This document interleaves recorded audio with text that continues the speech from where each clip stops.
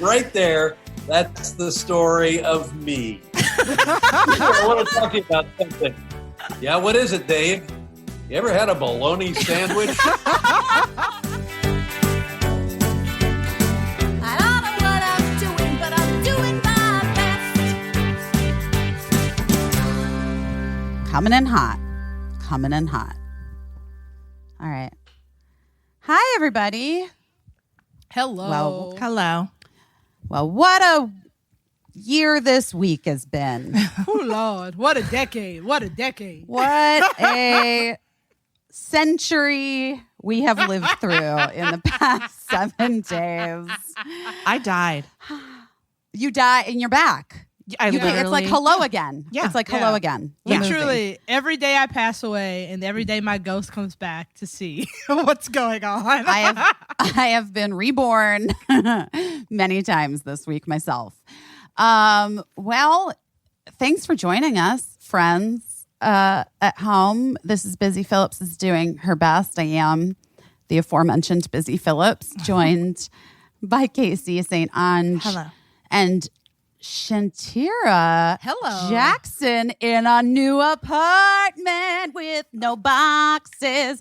I'm impressed. You've already unpacked so much. No, The boxes are hidden. Yeah, Oh, I'm okay. trying to flex. Look at this. All the boxes are. Oh, okay. I got Well, it just set like right. the last 2 weeks, you've just had like behind you so many boxes. It looks and like this a- week. Yeah, like everything's in the kitchen, and then the rest of it is chill. Like clothes, I ain't going nowhere. I'm just gonna take my time putting those in the closet. But the kitchen had to be unpacked, and the TV has been mounted, and everything else in between. We could take our sweet time. Would you say that's what you've done your best at this week, Shantira? Oh man, I mean, Let's just keep it personal for the first bit because we all know. yes, I would say yes. This has been the thing that I've done the best, and I'm actually going to decorate this apartment. Every time I was in my 20s, I knew I would be moving away, and I wouldn't put anything on the wall. So this is great. Going to decorate this one like a real person. I mean, it's like an adult move. The apartment already looks beautiful. It's clean you. and white, and it looks lovely in there. From our dark, abysmal, box-riddled picture. Everyone wants to know, where's the bunny's house? Where is the bunny living? Okay. So this is fun. We have a bathroom bunny now. We just gave June the bathroom because it's big. She likes to live under the toilet. And then we just like baby proofed it. So we leave the door open and she just like lives in our pretty big bathroom. All right. You know, we have bathroom cats. Yes. We have cats that like prefer to live in a bathroom. Yeah, And a lot of she times doesn't- people will ask, like, where are your cats? Why do you only post pictures of Gina? And I'm like, well, because the cats really just enjoy being in the bathroom. I don't know what to tell you. I've She really literally loves never the seen bathroom. your cats. Same. Ever. We left the door open when there wasn't anything around to see what she'd do. And she like went under the bed for like 5 minutes and then she went back in the bathroom under the toilet. She had choices and that is what she wanted. Well, that's the same with Gildo and Rosie, except they have less choices because they do like to pop on furniture. And I had to say, that's not acceptable. Yeah, they love that. This house. So you have to, and I've given them the things to pop on, the scratching posts and stuff, but they do actually really like their bathroom. It's a big bathroom. They're thriving. They're kind of thriving. It sounds like your bunny's thriving. I'm happy your kitchen's unpacked. That's a big deal. I know. Made some bacon this morning. Great. Bread coming back. Are you going to do some bread this weekend or no, not yet? I just saw her eating store-bought bread. Not to blow up your spot, but drag me, Caissie. I did. I ate some store-bought brioche, but here's the thing: brioche is a bread that I do not want to make because it takes 6 egg yolks and so much flour that by the time you make it yourself, you spend twice as much as if you bought it in the store. So I will buy it at the store. I will never make a brioche. Can I tell you something? The best dessert I ever had was a brioche bun with a slice of like chocolate ice cream from a pint container and then just powdered sugar. It was the best thing I ever had. Yeah. Do you know what Cricket's dessert of choice is? What? A King's Hawaiian roll cut in half with a layer of Nutella in between Oh, it. yeah. That's good. I like a little piece of toast with Nutella and some apple slices on it. So That I seems like something my mom would have eaten in the 80s. I mean, I A little do have cottage cheese and a Like lettuce. that it was like, that would have been like, that's like, it's 7 points on Weight Watchers. And I get a little chocolate treat. I do have a mom vibe from the 80s for sure. You kind of do. Caissie, what are you doing your best at personally this week? We're not talking about world events or whatever, but yet. I didn't really do shit this week. You know, That's what's like I up. was just like everybody just like doom scrolling. So many people sent me messages after I cried on the podcast last week because it's out of Aw. character for me to cry. So thank you very much to everyone for being so kind to me. So obviously like rough times continued into this week where I'm just trying to like figure out my life. So I do this thing that I call the waltz, which is like a waltz is like 1, 2, 3, 1, 2, 3. So my 1, 2, 3 is like I do something that I have to do. Then I do something that I want to do, and then I do something for somebody else. And so I just keep like repeating 1, 2, 3, 1, 2, 3 until I feel better or, you know, Something Until changes. Time it's ends. until it's Christmas. I Yeah, got you exactly. a present. I got you a present. What? I just found this thing handmade by artisans in Kazakhstan. Wow. Kyrgyzstan. Your purchase empowers women in Kyrgyzstan, reduces global poverty and supports fair trade. Stamped by the Fair Trade Federation. So All right. it is a handmade Oh, Prince. It's Prince. Look, he looks Ornament. so good. That's so It's cute. fun. I It's love cute. it. Thank you. He'll Well, be the it's- star of my Christmas tree this year. he will be mailed to you. This is not the first Prince ornament I have purchased for Caissie. It's and true. it won't be the last. It's true. Yeah, I feel my whole tree will eventually be all Prince because people make them every year and send them, and I feel so lucky to be on everybody's list of who. You You can should have have like a a Prince tree. Yeah, I was about to say you should have a Just a mini Prince tree. just like a mini purple Yes. Prince tree, and it's Yes. just for all your stuff. I'm into Oh my God, I it. love it. I'm do into it. Do it this year. I mean, honestly, I was just gonna say that I saw online that someone was like, I put my Christmas tree up, and I think that I like a real tree. I have always Me liked too. a real tree, but like I was like, should I get a small fake one and just put it in here now? Like YOLO. Like Yeah. I could really Are we gonna use- make it? I I was guess like- is the. I could really use a Christmas tree. You know what? I have color changing lights that we put up, and we usually put them up starting at Halloween, and then they're Yeah. orange, and then we'll keep them through Thanksgiving, and like maybe transition into like a warm white, and then Yeah. Christmas is multicolor, and then for New Year's they're blue, and then for Valentine's, they're pink. And I guess we could go into like even St. Patrick's Day being green, but at that point, I feel like you're really pushing it with your neighbors. But it really does, like, Mariah Carey loves a festive moment, and I can see where she's coming from. Yeah, I love a might just festive get moment. I might just get a Christmas tree, y'all. I'm in support of it. Also, like, who knows what's gonna happen? This might be the last Christmas I enjoy for a minute. I might have to do it early. I might have to fake it. Well, guys, I'm all for early Christmas, late Christmas, leaving things up year round. My mom puts those snow babies up starting the second week of October. Starts yeah, putting she them has out. that snow baby She has so many collection. snow babies. over 250, I believe, is where we're at now. Wow. I'm gonna miss them this year. I really am What's gonna the miss street them. value of 250 snow babies? Not a lot, Caissie. Not a lot. And you know what? I love your mom so much, and I bet she's like lovingly thinking, like in her mind, like one day who she'll pass each snow baby on to. Well, wait. You don't know. I don't even know if I can bring this up. This is like a major fight in our family. I didn't talk to my mom for like a month. About the This- snow babies? Yes. I think I've heard this story. Yeah. You must have heard this story because Leanne, like we may have talked about it. Your behind sister the scenes. Leanne. Yeah. My sister Leanne worked on Busy Tonight as one of our producers. But you may have heard this story while we were together because it was like a family breakdown of epic proportions. That like one of those things where it was like a small thing that illuminated so many different dynamics. And I was like so angry. And it was, of course, not just about snow babies, but it's never just about snow babies. It's never. Oh my God. Is that? I want that on a t-shirt. Oh my God. That's my t-shirt. Guys, we've been having these merch conversations. Submit what you really want to see for merch. It's never just about snow babies. Is that what you just said? It's never just about snow babies. It's never just about snow babies. Truly. So anyway, I'm not going to get into the particulars. I'll save this whole thing for book 2. Yes.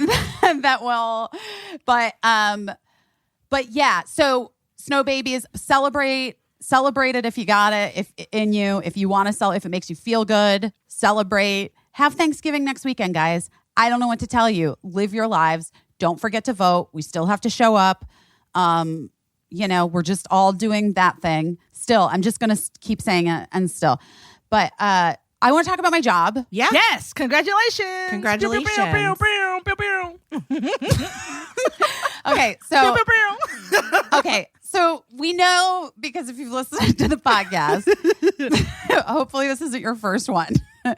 You know that I had a meltdown and I was like, I got to go to New York. I just was like, we have to go to New York. So 2 weeks ago, we had ordered the most amazing duck carnitas from this place here. Yes. It's so good. But like, I'm sure a lot of you, if you have been ordering takeout, if you've been having your food delivered to the house because you're trying to minimize your exposure and going out into public, things don't show up that you order. You know what I mean? Like, it's not right.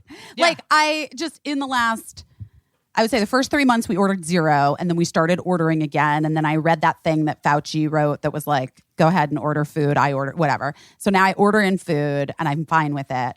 But I would say that like 80% of the time the order is wrong. Sure. Wouldn't you? I don't know. I mean, out here they've been getting it right, but I also am ordering like a Jamaican beef patty, and it's like, it's hard to fuck that up. You can't mess it up. You just put put it in the bag. Okay. Well, I just mean like, I've had like once we ordered, from our favorite Mexican place in LA, and there were no chips with the guacamole. And like, then you're like, I have the store-bought chips in my pantry, but what I want are those restaurant deep fried fresh chips. Yeah. Anyway, so this time, 2 weeks ago, we ordered duck carnitas from this incredible place here that we love, and there's no tortillas. And I had just had one of these days with the kids and the stress and the thing and whatever in the world. And I was like, I fucking need tortillas. And Mark has a weird thing that bugs the shit out of me where he doesn't like to call establishments or he doesn't like to complain about anything or set appointments, or he doesn't like to talk to people that he doesn't know. So I have to do it. And I was like angry about that. And then also the place is like not close to us. So even if we got tortillas, by the time we got them, the duck carnitas would be cold. Yeah. And I don't know. I was just like annoyed at the whole thing. But there is a Mexican place around the corner here. And I was like, you know what? I'm just going to get my bag and go get tortillas from that place. And it was a whole thing. But I was just like, I need the tortillas. It was like sometimes you just gotta you commit and you follow through. And he was a little bit like, don't make this the hill you're going to die on or whatever. I'm like, I need the fucking tortillas. So I got my purse. I was so annoyed. I walked around, and of course the guy's like, yeah, great. It'll be like 15, 20 minutes for tortillas. I was like, oh, what? Okay. Well, here's the truth, guys. I felt embarrassed when I was just going to order tortillas because it's like a restaurant and restaurants are struggling, and the guy seemed so nice. So then I also ordered guacamole, and then I also ordered churros, and I also ordered a cheese quesadilla for no reason at all, except that I just felt weird ordering just 4 tortillas. So that's why I had to wait 20 minutes. So I'm standing outside waiting on the curb far away from everyone. And I like just was looking through my phone, scrolling as one does. And I've been trying to avoid the social medias of late because it's just, such a dumpster fire. And I was looking through my texts because I've been really bad at communication with people recently and I haven't been responding to things. And I'm like, who should I respond to? And I had this text from Tina Fey from that morning that was like, hey, give me a call when you get a chance. I have a weird work question for you. And I had said, try me at this time. And she had, but we had been recording our podcast, so I didn't pick up. And then she texted me again, like, just call me tonight if you get this, like earlier in the day. And I hadn't called her. It was like 8:30 at night. And she and I are like the kind of friends that I wouldn't just like call her without first texting. Yeah. You know what I mean? Absolutely. Like and also because she was like essentially our boss and like I respect her deeply and like, all of those things. But I was just standing there in the corner waiting my 20 minutes, annoyed about the duck carnitas tortilla situation and Mark's refusal to call places. And I was like, fuck it, I'll just call her. So I call her and she picks up immediately and she's like, I'm so glad you called. I was like, is it too late? I'm sorry. And she's like, no, it's fine. Listen, so we have this TV show. I don't know if you know about it, but there was this part and we always like thought of you for it. We always like wanted you to do it. But because this was like, 6 months ago, 5 months ago, we're putting this, starting to write the show and stuff. And it's like COVID and you have 2 kids and they're in school in LA. And I wasn't like going to ask you to move to New York. I wasn't even going to ask you to like entertain the idea because I know you. And also Eric says you're retired from acting. I know you don't want to act, but it is just kind of perfect for you. And I don't know. I was just thinking about it. Like, you're here. Do you want to just stay and do this show? And I was sort of like, this is the first time, this is literally in my 22-year career as an actor that this call has ever fucking happened. Where I'm like, and I swear to God, I was like, what's happening? What are you asking me? What is it? What's happening? And she's like, let me just send it to you. You can read it. You just read it. Just take a look and see if it's something you're interested in. And I was like, but are you like, I wouldn't have to do anything. You would just, I could just do it. Offer only, baby. Offer only. She's like, just look at it. Just look at it. Like, just see if you want to do it. Just see if you're interested. And I was like, well, what's the premise? And she's like, so we already have Sarah Bareilles and Renee Elise Goldsberry, from Hamilton. I was like, yeah, of course I know who she is. and then she's like, okay, so the premise is it's like a 90s girl group who essentially like tries to stage a comeback in their 40s. And I'm like, am I Baby Spice? Tina, am I Baby Spice? And she's like, yeah, you're essentially like the Baby Spice of the thing. But anyway, I'll send it to you. I'll email it to you. You read it. We just let me know tonight because they are casting it in LA tomorrow. They're doing like the studio and network and stuff. So I do want to just like know if this is something. I was like, yeah, sure. Just email me. Okay. I hang up and I was sitting there and on the curb and I started like kind of like hyperventilating. Like, my dream in life is to be in a 90s girl group it's my dream in life is to be Baby Spice. And I went to the concert in 1998 dressed as Baby Spice. And I was like, what's happening? What am I doing? What's happened? What just happened? And the guy's like, your tortillas are ready. I'm like, great. I got it. I walked home. I opened the door.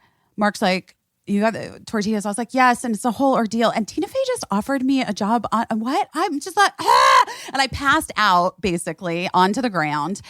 And then Mark was like, well, what did you say to her? I said, well, she said she was going to email me the script. And he's like, do you need to read it? And I was like, no, I want to just do it. And he's like, well, fucking call her back, busy. And so I called her back and I was like, Tina, so here's the thing. I don't need to read it. I just want to do it. I'm in. I'd like to do it. Please. Thank you so much. And she's like, okay, great. We'll get into it. And I was like, that's it? That's all? Okay. All right. I'm doing it. Okay. Great. That's it. And so that's the show, Girls 5 Ever. I'm excited for that show. And we've done table reads on 4 of the episodes, and we've heard some demos, some musical demos for our songs. Look at the universe Exciting. being cool as hell. Yes, I know. It was really exciting. So yesterday we had our Zoom table reads, but the internet in this house is terrible, especially when the girls are doing school. You're gonna have to get it hardwired. We're gonna get you a dongle for that. I'm moving now. Yes. Well, either This way, weekend. we'll still get you a dongle for that. We're moving to a new place this weekend. Hopefully that Cricket will sleep in her own bed. And everybody is excited about the new place, and it'll have good internet. But so because the first table read Zoom that we did for the network and everything, my internet kicked me off twice, which is Yikes. awkward. Not a great impression. I went into the Little Stranger offices yesterday and did the Zoom from Tina's office, which she's not using. She's working from home. But anyway, so I went in and I did the Zoom from her office, and it was really great. And it's like their offices are like all the way up, like almost to Central Park. Yeah. And after the table read was over, I was like, you know what? It's so beautiful. I'm feeling so good about things. I think I'm going to walk Don't. all the way downtown to my house. Don't do that. Because the New York block is 3 times as big as everyone else's blocks. It's like anytime you decide to walk somewhere, there's like 18 streets in between. Well, Shantira, yes, you bring up a really good point. And I am definitely a West Coast bitch. But I was just like, I also was very curious to see what Times Square was like post-pandemic. Right now? Yeah. So I wanted to like walk through that and see and like just sort of experience the city. And I thought, well, I'm not, wearing heels. It'll be fine. Oh, and then also because we're moving into this new place, which is like partially furnished, but I want to get some things like pillows. Yeah. Like stuff that's like, and I thought, oh, well, I can stop at ABC Carpet and Home, which I've never been in. I've only eaten at the restaurants. They sell home goods and food. It's like IKEA. The famous carpet restaurant. It's the famous carpet. There's 2. Well, they have like 3 restaurants now. They have ABC Kitchen, ABC Cucina, which is like the Mexican place, which is delicious. And then they have a vegan restaurant next door. I've only ever been, it's a very fancy store for people that don't know ABC Carpet and Home. I've only ever been there for the Santa. Ooh, they have have a a Santa? super deluxe Santa at holiday time. Probably not this year, but it's like a legit Santa. Oh. Well, let me tell you something, Caissie. I had never been into the home goods part of it. And I was like, oh, it's kind of like Anthropologie, except 17 times more expensive. Yes. And why am I buying this throw pillow here for $4,000 when I can buy it at Anthropologie for $40? Yeah. That was listen, no shade to ABC, but all shade to ABC because like, what? It's just too expensive. It's but for certain people who are not us. But also just maybe. buy it at Anthropologie. Like it just looks exactly the same. And get the messed up seam one from Marshall's. I mean, I was going to say Anthropologie is too rich for my blood. I'll be definitely buying the knockoff from. I love Marshall's. Where's the knockoff from? Target. Target some and man Marshall's. selling it on the street off a It's New folding York. table. That is true. I have to say, I've really been trying to be cognizant and aware. You know this, we've talked about it. Aware of like where things are made and how they're made, and like I don't want to add to garbage in the universe. You know, so I do think that sometimes, like, I will forego like a less expensive option if I feel like I really like it's not made in a good way, or I'm concerned about the practices of the company or whatever. Yeah, sure. I'm trying to stay away from fast fashion. You know, I've loved it in the past, but I understand its impact on the environment and also on humans. And I'm trying to, but it sucks because not everyone can afford to not do wear fast fashion. Right. Yeah. You know what I mean? It's like, and it's like, It's like between a rock and a hard place, because it's like you have to do what you're able to do. And I think that that is the thing. It's like people who buy fast fashion aren't like, well, I only do this because fuck Earth. You know what I mean? Right.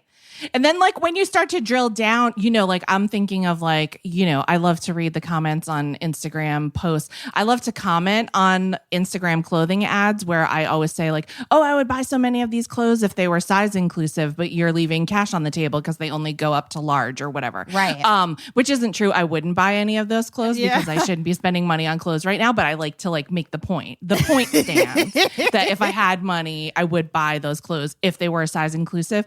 But a lot of times people will comment like, this is fast fashion, or like, this isn't ethically made. And then someone will be like, fuck you, bitch, you're commenting on a phone that a child made in China, you know? Right. So it's like, there's just layers. It's telescoping. There are so many layers, Yeah. but I also refuse to believe that the $8,000 cushions from ABC are that much better. No, or absolutely more not. sustainably made than the ones at Anthropologie. Anyway, that's not the point. The point is, as I was walking around, I noticed that my heels and my boots really hurt, like really hurt. Like we're starting to really hurt. And at this point, I had walked 30 blocks or 40 blocks, Which think. is 18 miles everywhere else That's in a the lot. country. It's 2 miles. I think I had walked 2 miles at this point. And I was like, oh, my heels really hurt. So then I like hobbled out of ABC and I was like, oh no, this is like getting bad. I don't want to call an Uber. I'm probably like a mile from home still. Like, what am I going to do? My heels are like, I wonder if they're like pooling blood in my shoes. So I kind of like walk another block, but that is the block that does me in. Yeah. And by the time I walk that block, I get to a point where I'm like walking so weird on the street, but I'm also trying to like play it off like it's like I'm just sauntering down Broadway like a crazy person. And there's a J. Crew. And I'm like, my savior J. Crew Buy will some have sneaks. some sneaks. Yeah. Exactly, Shantira. Thank you. And so I literally hobble into J. Crew, and there is just New Balance as far as the eye can see. They love New Now- Balance. Apparently, New Balance, though, we got some issues, right? Because the guy supports Trump. But at this point, I'm like, the fucking blister. I don't give a fuck. See? I need to get out of these boots. And I like ask the girl, because it's mostly clothing. I'm like, is this the shoe? These are all the shoes? And she's like, well, actually, the shoes are upstairs. I'm like, are you kidding me? Like one tiny tear rolling down my cheek. I'm like, okay. So I slowly make my way up the stairs. And I get up there. I see the shoes. I'm like, thank God, they're just right at the top of the stairs. I don't have to walk any further. I like grab the first New Balance I see and just like turn around trying not to move. And this woman who works there and I make eye contact and she's like, I'll be right there. I was like, okay, great. Thank you so much. I was like, I'm a 9.5. She's like, okay, I'll be right back. And I'm looking around and, you know, it's still COVID and I'm wearing a mask and I'm using hand sanitizer, but I'm like, is it safe to sit? I have to fucking sit down. My heels are in so much pain. Also, I'm like terrified of what's going to happen when I take my your shoe shoe off? because Yeah. I am afraid that it's like Bleeding. going to be bloody. Yeah. Yeah. So that last block was the block that did it. So I decide I'm going to take my chances. I sit down. And she comes out and she's like, I'm so sorry. We don't have those in a 9.5, but we have these ones in a 9.5. I was like, they're great. I'll take them. Thank you so much. Whatever. So she hands them to me and she's kind of like standing there. And I was like, oh, thank you. I have to tell you, I'm sorry. So I tell her the whole thing and I'm like, and I take my shoe off and they were black boots and I was wearing white socks and like, cause my feet were so like hot and sweaty. And Yeah. Caissie, I'm so sorry. This is a foot story. The like dye from the black boots is like made the socks look really dirty. Like it's so gross and weird. And then I like peel my sock off the back of my heel. No. And I'm like, oh, and half of my heel like goes with the sock. And then I'm like, I think I'm going to buy new socks too. And she's like, okay, great. And I was like, I'm sorry. It's just been such a day. And she's like, okay, I never do this. Can I just tell you something? I am a huge fan. And but more than that, I like love the podcast. I have listened to it. I listen to it religiously. I'm in a group chat. I love it so much. I'm like, you're in a group chat? Yay. She's like, yes. And I was like, oh my God, I love you.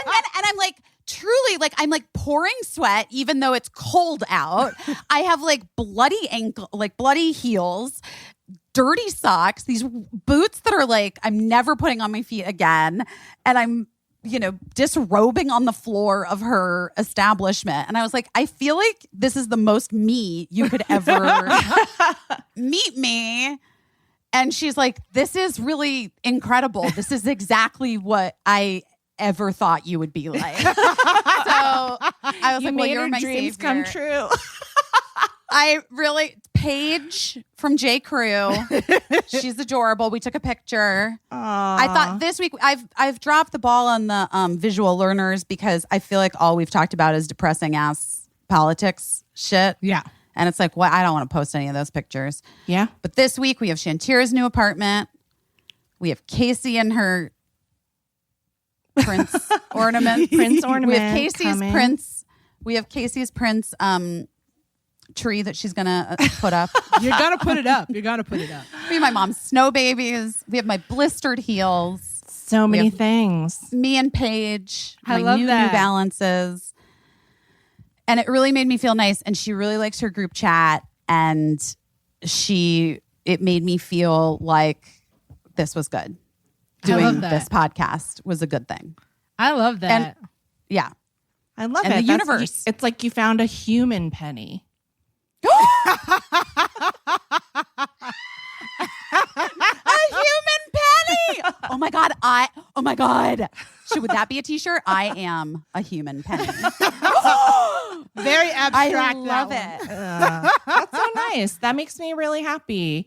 It was so nice. You would have loved her. Aw. Is Well, J. Crew size inclusive? It is. I was just going to say, I love J. Crew because they're size inclusive. So, They make a mean blazer, baby. yeah. Yeah. They got the good stuff. They had really cute stuff in there. Also, Busy, I want to tell you, you might not know this, but I know this from when I moved to New York City to work for our guest today. Your feet grow in New York City. What? I brought all my Doc Martens from like my teen years to New York City with me to be like a cool badass. And I had to buy all new shoes. I can't, Caissie, I can't afford my feet growing. They're already basically a size 10 and I lie and say it's a 9.5. I'm not even joking. I wore a size 8 shoe when I moved to New York and size 10 by the time I moved. But you had 2 children. No, this is before children, size 10. No. Oh, no. Well, my I feet are really- big. I wear a size 11. I lived in New York for 2 years almost, and I think that once I got to 11, my body tapped out. But you still got time to go. Busy. I'm probably, I guess I'll be in 11 by the time this show is over. You can get like some kinky boots. They come up to size 13 probably. Oh yeah. You know, I mean, Paris Hilton must have a shoe line that goes up that high. Does Well- she still have a shoe line?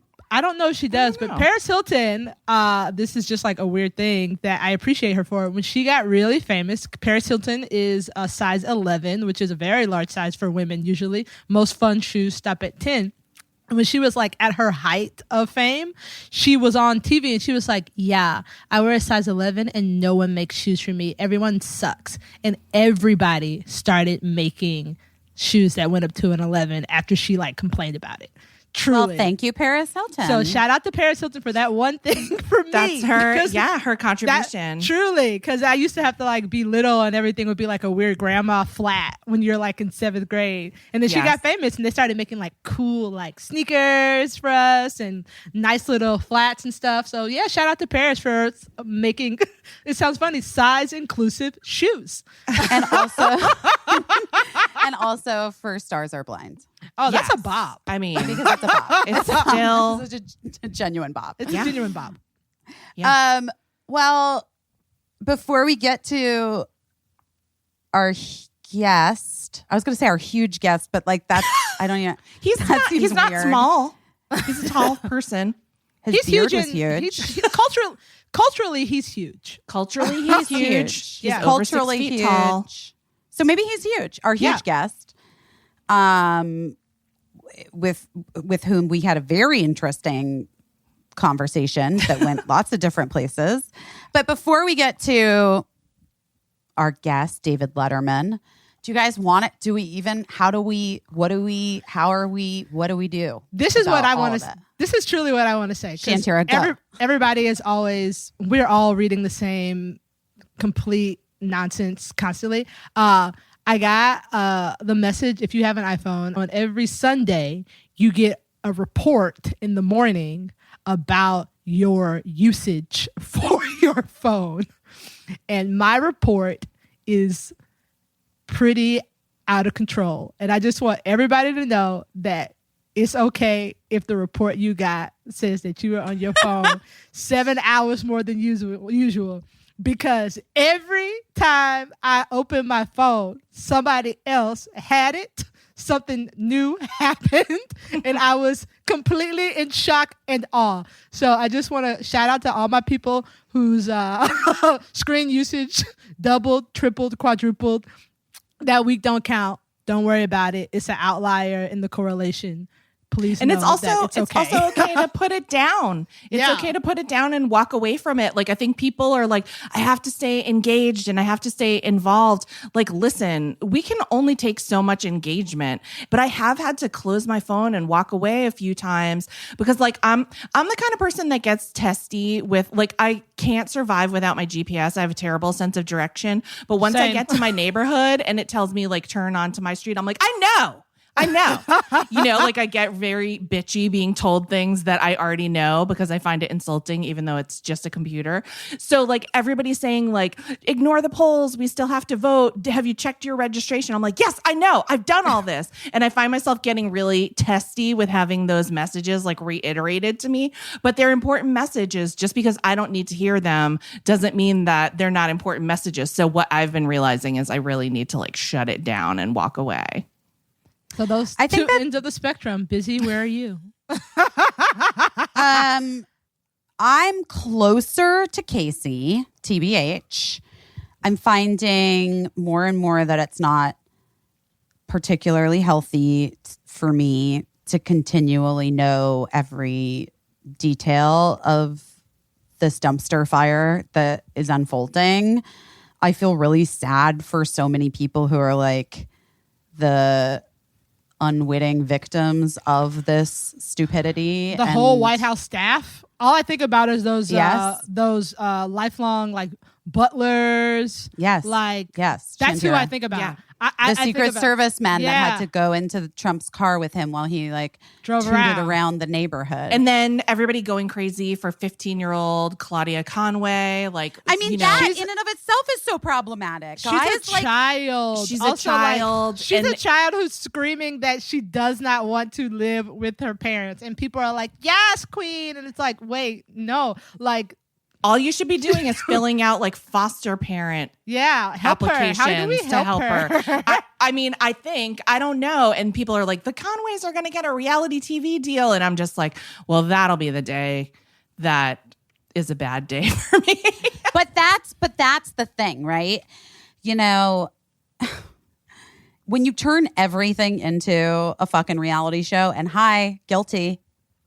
Here I am. Here we are. Like, But you're not trying what- to alter reality. That's the difference. I don't know. I feel super sad for Claudia Conway. She reminds me of Birdie. I feel like Birdie would do that. Oh yeah, Birdie would 100%. You'll see in 3 years. Well, Yeah. It's so interesting too, because I think about like the fucking Hunger Games, and everyone's like, we need a dystopian teen to save us, and it's like, that's only fun in a movie. I don't movie. want a dystopian teen to save us. I want the representatives that are adults that my taxes pay their salary to save us. I don't want a Yeah. 15-year-old who got COVID from her disappointing mother to save my democracy. Yeah. It's rough. I just feel like all of this stuff is ongoing. It will be ongoing. You can catch up on it when you can, but it's okay to walk away. Remember the thing we did on Busy Tonight where it was like that we put like strips of paper in different jars and then we just like, okay, because we had to film a show that was like 3 weeks ahead of time, right? Yeah. And so we didn't know what was going to have happened in the world. And we thought that was the wildest times back then. Oh my gosh. Right. And so the bit was I pulled a strip of paper from one jar and it was like Kellyanne Conway's daughter. And then the next jar is like, takes to TikTok to bring down an administration. And it's like, oh, haha, so funny. It feels like we're just literally reaching into jars and pulling out two pieces of paper that make no sense. I was going to say the takeaway is the person controlling the simulation that we're living in was obviously a huge Busy Tonight fan. And that is how they're running the game right now. Well, I'm not going to lie, but in this simulation, I'm doing okay. Well, I'm glad for you. Well, so are you, Caissie. So are you. You are too. Don't get so down on yourself. I'm not down on myself. It's a really, really difficult time. And my heart goes out to everyone who's just trying to deal with it in like a humane way and make sense of it, Yeah, being like, it's really hard to make sense of it because I say this all the time, but it's like, if you're in public and someone's doing something wild and you make eye contact with a stranger and you're like, hey, stranger, we're not friends, but we both agree that's wild. And you have that conversation with your eyes. I feel like I'm constantly alone in my house just being like, I wish there was somebody here I could look at and be like, that's not right, right? Right? I never wanted to be on a New York subway more than to look across the aisle and be like, we gonna get off the train together at the next stop. Okay. Exactly. Yeah. And so like, what are we left with? Like I'm just like tweeting or whatever. And I'm tweeting like jokes. They're very funny if I do say so myself, but they're not productive, and then I'm just like, how many retweets and likes do I need on something that is just like something everybody knows? And I need 1 million.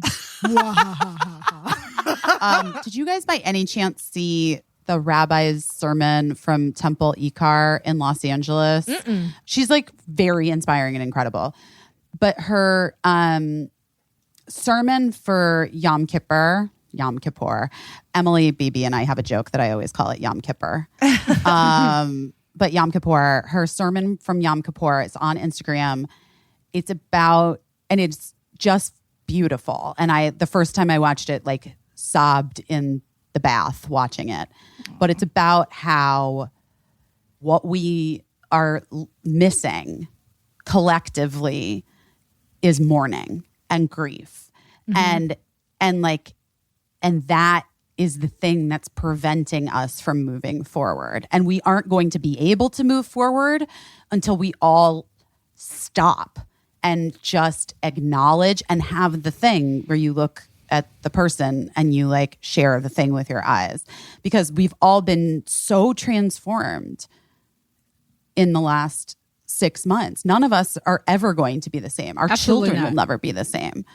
And we have not been allowed space, and no one has made room for any sort of like collective public mourning. Yeah. And it's really powerful. And I feel like that's, Caissie, to me, some of like the grief that I feel from you is that. Like, I feel for like. sure. Yeah. Yeah. I mean, like, this should have been like a huge year for my family. My son missed prom and graduation, and he's missing his freshman year of college, like a really exciting time. And my older son's missing his senior year of college, and we're apart. And yeah, I definitely And feel you and like, I were supposed to like. yeah, we were supposed to do, have a whole thing. Yeah. And I was supposed to go to Paris. Yeah, and so all of these things. And I definitely feel like the not being able to mourn something makes you stuck. It does really just, it just sticks you in amber to that place where you are. Oh my gosh, that's such a good analogy. I just saw a thing where like a gecko was in amber for like 1,000 years, and I was like, "It me." Yeah. I've been having this conversation with a lot of people this week about like, a lot of people are like, why am I hitting a wall and melting down all of a sudden? And I've said to a couple of friends, I think like a lot of people had meltdowns earlier on. I don't know why some people lasted this long, but I really felt like this week, a lot of people just kind of like, a lot of people that were tough and stoic lost the thread. I've been really solid, but this last, full disclosure, Trump's last video where he said that he might be immune to COVID now. I literally like, I like screamed in a pillow. Throw back to busy tonight. I just like got a pillow and just straight up screamed in it because that is impossible. It's just like one of those things where my brain truly shut down, and I like screamed in a pillow and then ate a piece of chocolate, and then I just have to like wait. I can't mourn because it's not over. I think that is what is. We mourn like when people pass. You have a funeral, and even now you can't. Right. A lot of people can't, but like you mourn when you're like, it is finished, but it's not fucking over yet, and that is why we're not. We haven't gotten to the end. And I think we're all very tense too, because like the holidays are coming, and Thanksgiving's coming, and Hanukkah, Christmas, everything, Kwanzaa. And I think people are like tense, almost bracing for like a car crash and not admitting the reality of the fact that like this time when we usually used to like come together and celebrate is gonna pass by in a way that we've never seen. We're talking about put up a Christmas tree and it'll be festive, but nobody's talking about like the real things that will be missing. And by the way, it's also making me think of people who in the years past have been like, this has always been missing for me. I've always been alone during this time. That's cheery. Yeah. Well, guys, I was on the fence about whether or not we talk about the week's events, and I feel like I think it's good. I think that we touched it because it happened. Everybody in the whole fucking world saw it happen. Yeah. And we don't have to go into detail about everything, but like everybody see you, knows. We hear you, we're on the same train together, and we're looking at each other. And yes, it's fucking wild. I will say that Patti LuPone tweet this morning that did send me. I do love Patti LuPone, and I'm wondering why we haven't booked her yet on the pod. Do you know her? Well, yes. No, I don't. But her son followed me on Instagram. I had some interaction with Patti LuPone via social media a couple years ago. Listen, work it. It's up to you. Via her son. But I'm going to try. I need to figure this out, because talk about some pivots, Patti LuPone. And she gives it. She's like one of the best interviews in the biz. So I'm obsessed with her. I would definitely be down for talking to Ms. PLP.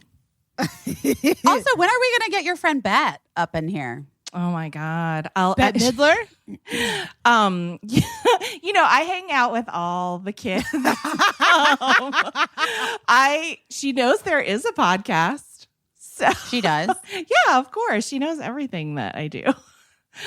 She's the nicest. She's like the next best thing to an aunt to me. Like she's like one of my group chats. No joke.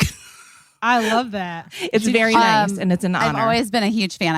I took my mom to see one of her concerts. I mean, it must be like 15 years ago now at this point, but like through a series of, universe intervening events, we ended up in the front row. I had like purchased really terrible tickets to the stadium in Arizona or whatever, like just like what I could get on the online or I don't even remember. And then when we got there, I was like, let's just go up to the box office and just see if we can upgrade our ticket from the nosebleed section or whatever. And the guy was like, yeah, actually they just released like all these tickets down front that somebody had been holding on to or whatever. And we got literally for front row tickets. It was like the night of my mom and my life. Amazing. Leanne may have been there too. It was definitely my mom and my the highlight of our lives. Well, speaking okay. of legends. Yes, this is a perfect segue. Caissie only knows legends. All of the guests that Caissie's booking are people are like, how the fuck did you get Rosie O'Donnell on your podcast? And I'm like, Caissie St. Ange. And people are gonna be, I'm telling you right now, people are gonna be like, how the fuck did Busy Phillips get David Letterman on her podcast? And guys, look no further than his one-time assistant many moons ago when she was just a wee tyke. She called herself feral, I believe. Was plucked from obscurity into more obscurity as David Letterman's assistant. And she will never tell the tales that we want her to because she's a good person. Not like me. So, guys, we talked to David Letterman. It was a real trip. I hope you enjoy it. Guys, during the shutdown, while everybody stay-at-home orders, there was a lot of, never wearing a bra again talk. And that's cute for you if you can do that. But I can't. I need a bra. I just don't want it to be very uncomfortable. I want to be able to wear it all day and feel good. I will occasionally not wear a bra, but I just need a little bit more support and comfort, and also something that looks good under my dresses because I love to put on my fancy dresses even when we're stuck at home. Well, I had the opportunity to work with Warner's and Olga by Warner's. They're always very comfortable. But more than that, I just genuinely have bought them since I was in college because I feel like they were reasonably priced and at a store that I liked to go to a lot, which I won't mention because this is an ad, but they're available lots of different places.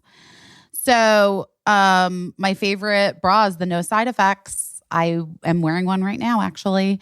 And it's just super comfortable. I like it. It's got a lot of support. And with Warner's, you can have it all. It's real life. It's real comfort. It's real bras. If you haven't tried Warner's and Olga by Warner's, I mean, I can't imagine why not. But this is it. Say goodbye to your problems. Problems? Anyway, and say hello to Warner's and Olga by Warner's. And you can visit warners.com and find real comfort today. You know what it's time to do. It is time to get busy with it. We look forward to talking about Vizzy Hard Seltzer here on Busy Phillips is Doing Her Best because, number one, Vizzy rhymes with busy. And number two, getting busy with it just makes us all happy. So fun. I love it. It's so fun. It's time to get busy. Listen, a lot of what we talk about when we talk about Vizzy is that sometimes in life you have to make a difficult choice because all of the options that you're presented with are too similar. And sometimes having something a little extra makes your choice easier. Well, guess what? Vizzy stands out because it's extra something that the other hard seltzers don't have. I was going to say the other hard seltzer girls. And then I was like, I don't know. Do we know that they're girls? We don't.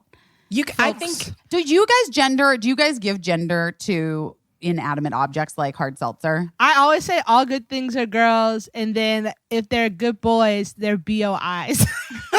Ooh, good boys. Okay. I call everything girls as well. I call everything it's so girls. rude. But I think everything that's nice that we want to have are girls. Therefore, ergo, Vizzy's a girl. Yeah. So Vizzy, she stands out by having something all the other hard seltzers don't. Antioxidant vitamin C. Which we all need. We love a vitamin C moment. Truly do. And I will take vitamin C however I'm going to get it. Also, I will definitely take it with some alcohol and a hard seltzer. Because let's be honest, we're having a little alcohol anyway. Right. Yeah, truly. So no matter what. May as well get some vitamin C while we're at it. My favorite, I've said it before, I'll say it again, is the blueberry pomegranate. I also am a fan of black cherry lime. I'm a Anyone pineapple else? mango gal. Pineapple You guys mango yeah, too, you guys like pineapple Shantira. mango. all day. Poor Can't strawberry stop. kiwi. Can't get any love up in here, but maybe strawberry kiwi is your favorite. Let us know. I feel like strawberry kiwi is what I would drop an extra shot in, but pineapple mango is Wow. good for me by itself. Wow. I love the acerola cherry, the super fruit with 30 times more vitamin C per cup than an orange is where they get the vitamin C from. That is such for a the flex Vizzy. acerola to be like, oh, by the way, oranges. I know you're famous for vitamin C, but step back. Step back. Take a step back, oranges. I'm acerola. It sounds like areola. And I'm here for my girl Vizzy. Yeah.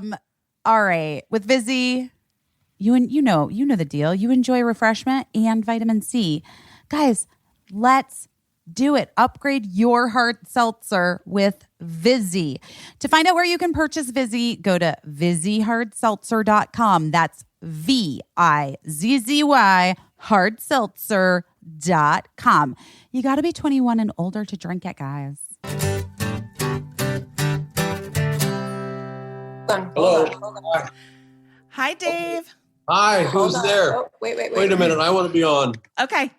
Hi, there you are. Hi, Mary. Hi. Hi. Who am I looking at? I recognize you. Do I know you? I know you. That's Caissie. Hi, I'm Shantira. Nice to meet you. Sarah? Yes, hello. Shantira. Oh, yeah, you have your names right there.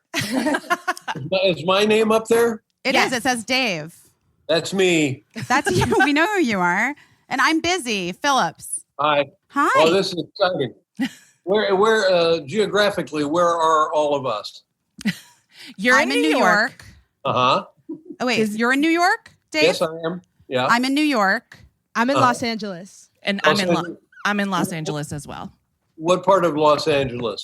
I'm in North Hollywood, but Oh, I as you used to can- live in North Hollywood. Yeah, same. Where in North Hollywood do you live?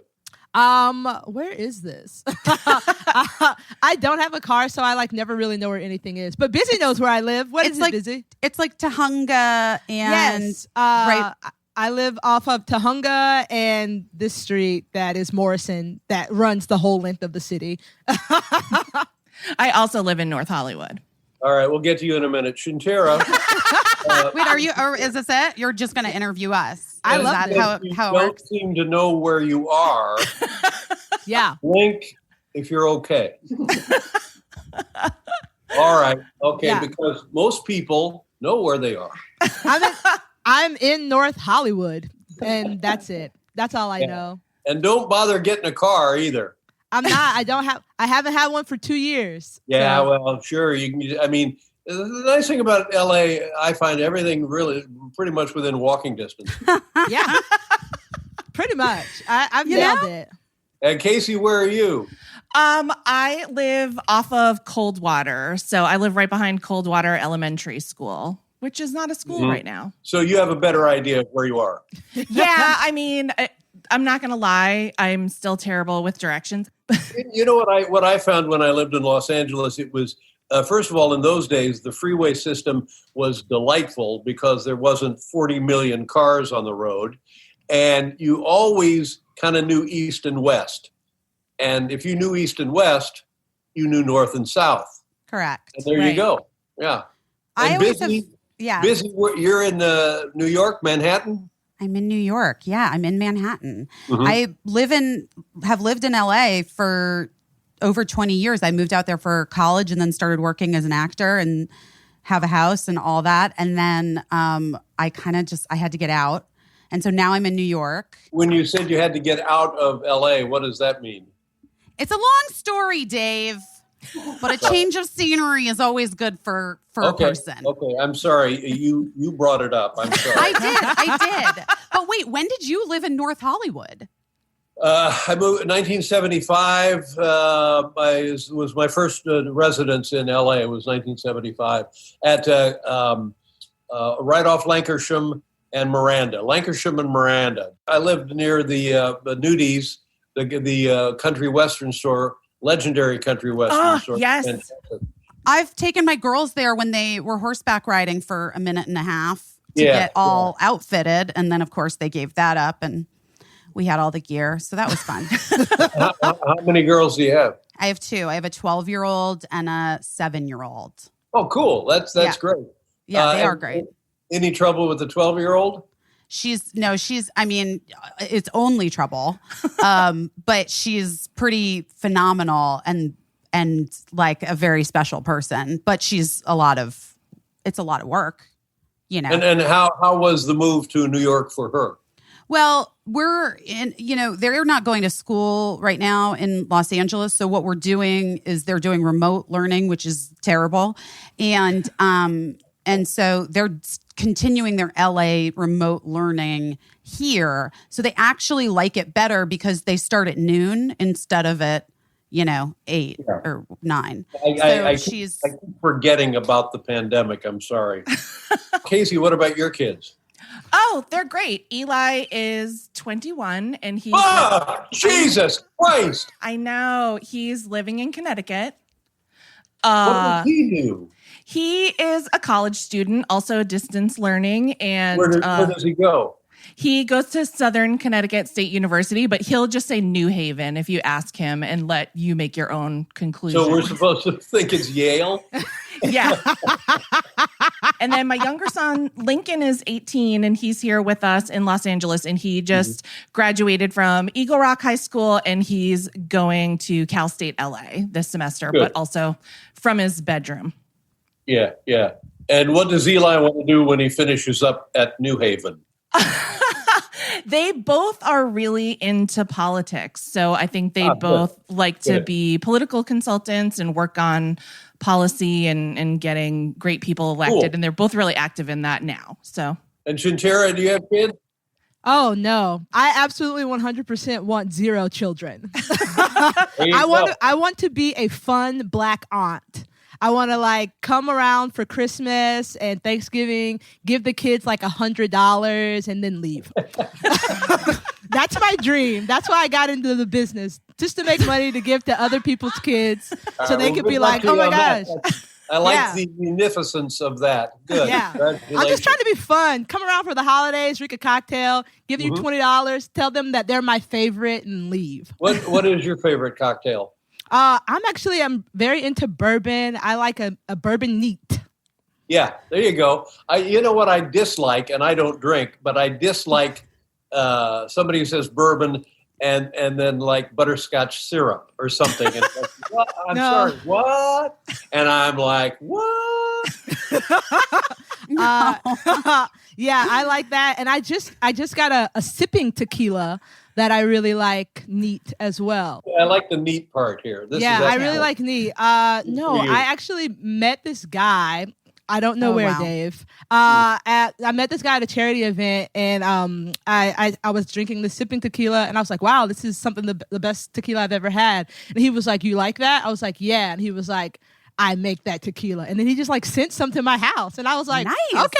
Nice. Living the dream. Yes. Dave, what was the last thing that got sent to your house? Yesterday I received a dozen pizzas. Oh, really? From where? From Jimmy Kimmel. Because you helped with the Emmy broadcast. Yeah, you did the Emmy. I saw you. No, it's like a Meals on Wheels thing. He periodically sends out food to people who haven't worked. Were they from Pizzeria Bianco? Yes, they were. Yeah. I know it well. I grew up in Arizona, and Pizzeria Bianco was the place that I would go in high school. We were 17, and they would give us wine. It was the 90s, Dave. You remember the 90s. Anything goes. And we loved it. Where in Arizona? I grew up in Scottsdale. I was born in Chicago. I grew up in Scottsdale. My parents are your biggest fans. We only watched you growing up. I would pretend that I was Terry Garr. It was my dream was to be Terry Garr in all the ways, but especially when she was on your show. And Terry Garr was tremendous. Just a tremendous actress and a lovely person. And she really helped us become established because she was well regarded, and just by virtue of her being on our show, that helped us greatly. Well, and you guys had such an amazing chemistry together. You played off of each other so incredibly well. Well, she was the kind of person that made everybody look better. Oh, that's the nicest thing that anyone could say about a person, I think. In those early days, like when you say like she really helped us out, like when you started with the Late Show, was it like touch and go? Did you think like this isn't gonna last? Or Yes, I did, because I had done one other show for NBC and it didn't last, and I think everybody understands the trauma of losing one's livelihood, especially if that's all one ever wanted to do, and then starting up again. It takes a while to lose that trepidation. yeah, And for sure. you're talking about the morning show. Yes, it was on for a week, No way, really? They gave you 1 week? about a week. Yeah. And what was the reason? They're like, you'll work better late night. People don't understand what you're talking about. What did they say? It just sucked. That's not true. Why? It was a I don't very know. good show. I It's don't not- believe he's that. lying. He's lying. No, yeah, sadly you can't see any evidence of it. And that was true when it was on. And then you get this show, but they gave you you had a lot of time. Was it always pressure? I don't remember. I watched that HBO movie in like the 90s, but I don't remember it, The Late Night Wars. Sorry. I don't remember That movie is there's two reasons I don't like HBO. You want to hear them both? Of course. Yes, please. Okay. Well, one time I was in New York City and I had no money on me, just had no money. I'd spent it getting drunk, and I needed money to get a cab to get to the airport, and all I had was a checkbook. Now, Shantira, you're probably not old enough to remember checkbooks. I do. In fourth grade, Brandon Whitaker's mom came to fourth grade class and taught everybody how to write a check. Yeah, That's amazing. I'll never forget. I missed that because I was one of those guys. If you still had checks in the checkbook, you assumed you still had money. Well, that's not the way they work. So anyway, I go to the Improv, and the guy who was the bartender, and I won't mention his name here, but later went on to become the head of HBO. And so it's 11 o'clock at night at the Improv. I have no money. I had been on the Tonight Show. I thought, well, the Improv might know that I'm good for a $10 check because, I'd been on Major League TV. So I walked in there. Oh, hi, you're so-and-so. I'm so-and-so. Yeah, nice to see you. Listen, I have no money. I got to get to the airport. Can I write a $10 check? And he said, no. Okay. Reason number one that I hate HBO. Oh my God. Yeah, no, wouldn't take a $10 check. The second one was one of you invoked that miserable movie. Who was it? Yeah, That was thanks. me. Thanks, Busy. So they had me at my home on the weekend, and they had set up an archery target, and me standing like 50 feet from the archery target, throwing softballs at it. This is something you'd only see in a very, very inexpensive carnival. A very, like a church-sponsored carnival might have this event.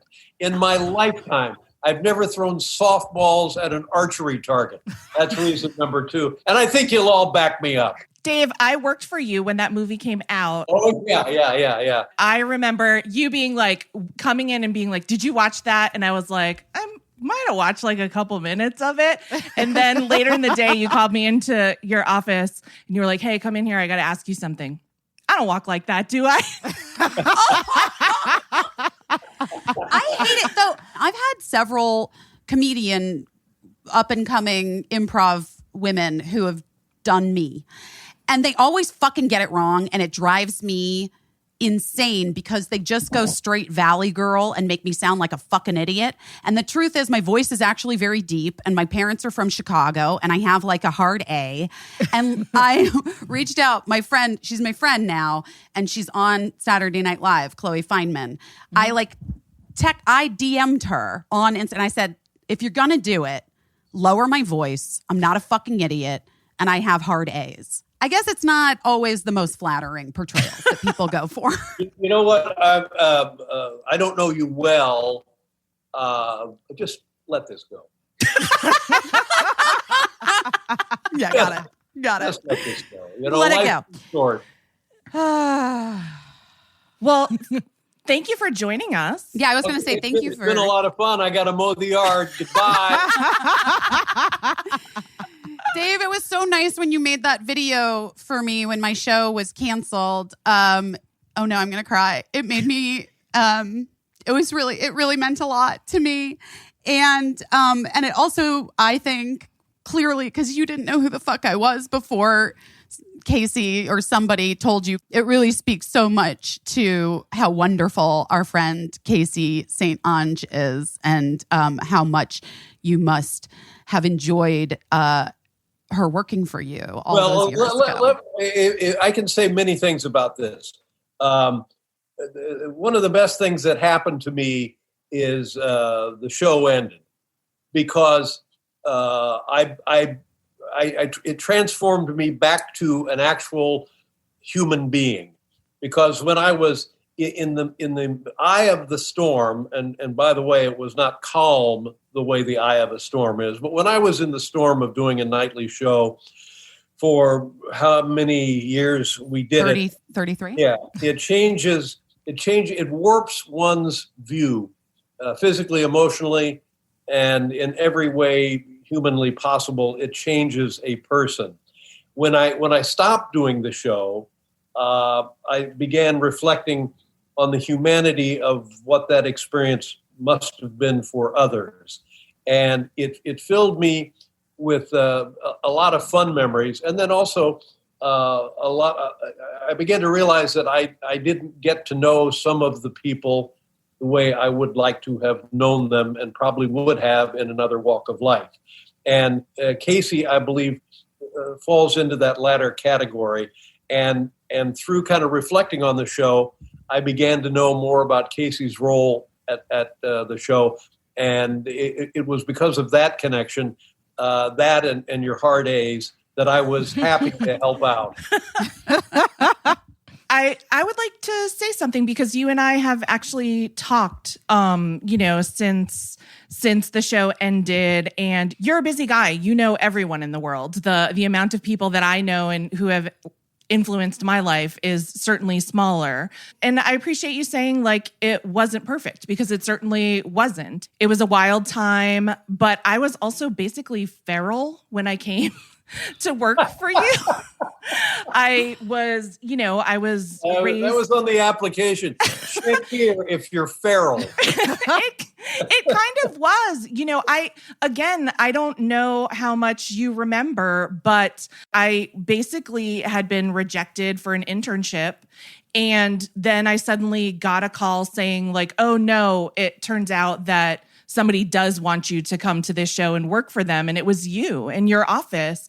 And so I just came from this farm with shit on my shoes to New York City to work for you. I remember interviewing with you, and you said, the only thing I really care about is, can you drive a stick shift? And I was like, no, sir, I cannot drive a stick shift. And so I was like, well, that's it. My ship is sailing by. But so then you picked me, and I came, and when I got up the courage to say, like, hey, by the way, why did you pick me when I couldn't do the one thing that you wanted your intern to do? You were like, oh, this girl has a weird name. She went to a terrible school.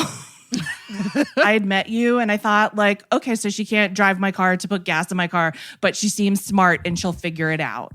And so, like, you having that faith in me that I would figure it out was a really big deal. And so, yes, it was a storm. It was a crazy time. And there's a lot of things that I would change about the way things were done in that time, not just with our show, but every show. But also, you did give me a shot. Well, you're being very generous.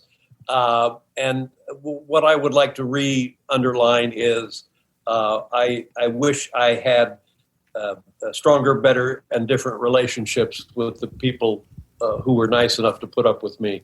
So thank you. Well, yeah, I don't know what to say. I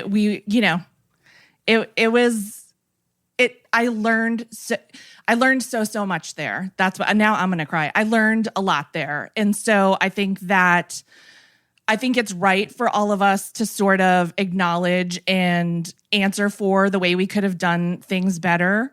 Yeah. But truly, I did learn a lot there. Well, I mean, it's amazing to me how much of life was ignored because of my ridiculous, selfish commitment to doing a daily show. What was that though? Is that just in you? Is that the way that you thought it could only be that way? Yeah, I didn't even think about it. I mean, you must have had, once you're given a show, yeah, especially if you've had one taken away from you, yeah, you want to make damn sure that you're concentrating on the project at hand. For sure. And I did it to a fault where everything else was excluded. And I have regrets about that. Do you have a top 10 list of regrets about it? Yeah, I got to go. Thanks. I mean, Dave, I didn't have as much of a choice. I don't think Jimmy or James. Is the other guy's name Jimmy too? James. It's James, but you can call him Jimmy. Or Seth, my friend Seth. It does feel all encompassing though at that network level, but I feel like maybe that's coming from another place and put on you. Well, I felt, and I'll just say this, and then we'll go on to something far more interesting. I felt a lot of pressure, because of Carson was the role model. Carson was the standard, and I felt like I never quite lived up to that. So I felt pressure there. I was on opposite Jay Leno, who was doing better ratings-wise than was I. I felt pressure there. And I'd had one show canceled out from under me, so I felt pressure there as well. And then we had gone from NBC, where they were used to this day part succeeding, to CBS, which had not had much luck recently in this day part, and knew nothing about CBS, so I felt pressure there. But these are all just excuses. I'm telling you, if I had met either of the three of you, and I was working at the Foot Locker, you would have found me to be a different person, right. Perhaps the actual person I am. God, if I could get that gig at Foot Locker. I mean, I might know someone. I was going to say I don't think anyone's hiring right now though. COVID. Guys. COVID. Yeah. I have a question because your Comedians in Cars Getting Coffee was the year before you announced your retirement from your show, and I wondered if that was like the first time where you had an experience where you're like, well, there's a world where I'm not killing myself and at the price of all other, but I could still talk to interesting people and do a different kind of thing. No, I was not aware of it prior. It took me 6 months into the retirement to figure that out. Oh, really? Yeah, I just assumed that the person I was every day for 33 years was the person I was. Right. And I think now back on things that happened, and some of the experiences are just, I don't know, remarkable. And I wish they hadn't happened and they happened because of things I did. I'm sorry about that. But once everything settles down and you see the world and you see your family and you see what's going on, I was still armored, and then the armor falls away and you begin to understand yourself, others, what you should do, what you shouldn't do, ways you would rather be, mistakes you made, and on and on. It's a lot of introspection, and with most introspection, it's only interesting to the person who's introspecting. Well, I think that it's very interesting because we're interested in your introspection because obviously you are a huge part of American culture, world culture. I'm a writer and a comedian. So obviously you are influential into, I write for a late night show right now.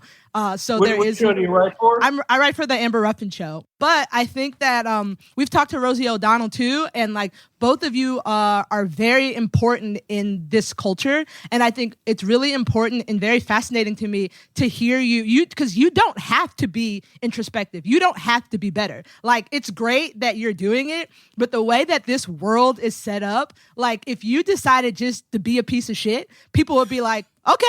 And I think that it's really important and cool for you to be like, you know what? I didn't like that about myself. I thought about it, and I am going to spend the rest of my time really being better. And also that you're the second person who said that once my show was over, I really enjoyed coming back to earth and meeting myself. And I don't think, even if you're not working in television, I think meeting yourself for the first time is very important, and people don't talk about doing it. So I think it's really cool that you are willing to say that, because obviously people will listen to you about how important it is. But also, I think people ignore the fact that like you can be a new person, a better person that you would like to spend time with after you've done 30 years of something else. And I think that that's really cool. That's very kind of you. And you, what's inconsistent about this whole thing is at a certain point in your life, this is all you want to do. Right. You can't afford glassware. Honest to God, where are you drinking from? Everybody drinks out of mason jars now, Dave. It's hipster. It's cool. What's in there? Water. Oh, okay. Well, Dave, you're such a good storyteller. Yeah. You're the best storyteller. So I know that you've talked about like this really big pivotal moment of retiring and regrets that you have. And you've given me an opportunity to say, that I learned a lot and I admire you. And I also got in trouble when that biography was written about you. Because really? because I wouldn't say, the author took me out to lunch and I wouldn't say anything bad about you. And then he was like, Dave actually told me worse things about himself than you're saying here. And I was like, got my free turkey burger, got a lecture by the But author. also, I felt like that's how I knew I could really trust Caissie. Is like she didn't talk shit about you or Rosie or, oh my God, what's his name? Andy Cohen. Yes, Andy Cohen. She talked so little about Andy, you forgot his name. I didn't even remember it. Just But kidding, so- Andy. It's remarkable. It's an unusual trait in this day and age, and I think unusual to humanity generally. So thank you. She's the best. I just feel like if there's something that I want to say to you, maybe I'll say it to you, but there's no need for me to say it in a book. Not just about you. Thank you. Anybody. You're a great storyteller. So why don't you tell us a story about a pivot in your life that we might not be familiar with? Well, I was in prison. What? You were not. No, 6 years. that's not true. Yes, it is. No. When? Federal penitentiary in Kansas. David 6 Letterman. years in prison. Hard time, too. It wasn't one of those country club prisons that everybody goes to these days. A lot of things a man doesn't like to talk about. That's fair. I bet. Just the driest, I bet. Okay. But for real, I feel like I know pivot stories about you. Do you have like a fun one? Like, I love this story about when you were tapped to like guest host a game show. Do you remember this one? Yeah. This was a great story right up until the end of the story. But in those days, everything's different. But I'm a product of the Comedy Store, which now is a completely different place, a completely different enterprise, and is tremendous, plays a tremendous part in the success of big comedy stars. But when I was there, it was just me and a bunch of dopes telling our jokes. And so to augment, we got no money in those days. A guy named Tom Dreesen, a very good friend of mine, had all connections where he knew of production companies that needed stand-ins, fill-ins, dummies, extras. And so one week we would go out and we would be in a commercial for Dodge, and the next week we'd be in a game show run-through. So that's how the game show stuff began. There was a guy named Ron Green, I believe, who was a game show producer, and we would come and try out his game show. He said, here's my idea, and here's what we're going to do, and you'll be the celebrities, and you'll be the contestant. And we got paid $7 a day for this. And that was great because, that was gas and anything else. And you do it for a couple of weeks, and it's extra money. And it was through that. I did it, and Jay Leno did it, and Elaine Boozler did it, and Tom Dreesen did it, and Johnny Dark did it, and I think Jeff Altman did it, and many other people that I knew were. Shirley Hemphill was part of this. Anyway, so you work your way up. They think, oh, geez, that went pretty well. And if the show gets produced, you maybe get to be a part of it. So a couple of years after doing these game show run-throughs, they had a pilot they were going to do, and they said, Dave, you get to be the host of this pilot. Now, we're not saying you'll be, if the show gets picked up, we're not saying you'll be the guy, but we want you to do the pilot. And I said, well, in the nascent part of your career, you're agreeable to stuff because you don't know. Sure. And so we're standing backstage, and I'm kind of excited. And I'm standing next to Joanne Worley, who was the celebrity guest on that show. And they're getting ready to introduce me. And she says, wow, she said, you're hosting a game show. And I said, yeah. And she says, well, good luck. That's the only thing you'll ever do the rest of your life. And suddenly all of this excitement went to paralyzing dread, because I thought, oh my God, she's right. all I will do is be a game show host. Now, also rude. I was going to say, also, I don't know Joanne Worley, but rude. Rude. Like, read the room. You're trying to have a nice time. Maybe it was rude. I No, it was like a bitchy actress thing to do. Well, anyway, no, they didn't pick it up, and I went on to other things. But if you look at that Pat Sajak, I mean, this guy he used to be the weatherman at KNBC. And very funny, very, very funny. And I think he had a late night show at CBS as well. He did. For a very short time. I remember. He's been on that Wheel of Fortune for like 40 years. Yes. And it just shows with barely a personality what you can do. It makes it, and maybe it turns you into a Republican, those game shows. I don't know. I was kind of surprised to hear that is his political party. Really? It's I don't interesting. know. I feel like you can look at that guy and tell. It's interesting. He and Chuck Woolery. Chuck Woolery. Chuck Woolery too, yeah. Yeah, so I don't know, Caissie, that story, but I don't know if it was pivotal. It was only frightening. I was scared silly that, oh gosh, in pursuing something that I thought was fun and beneficial, may have just collapsed around me like a burning building. But you were doing stand-up and stuff. Was a late night show always what you wanted to do? I mean, I know you were a weatherman and you had so a late night show was always the goal. You were like Merv Griffin or a talk show, because I can't do anything else. Right. I can't act. Sure. You were great in Mork and Mindy. One of the worst experiences of my life. I remember the final. When they do a dress rehearsal show, and then they do the real show, and in between Howard Storm, somebody like that was the director, a very well known director in the world of situation comedies, and I'm in the makeup chair for the real show, and he says, we've been doing this all week. You have one last chance to get it right. No.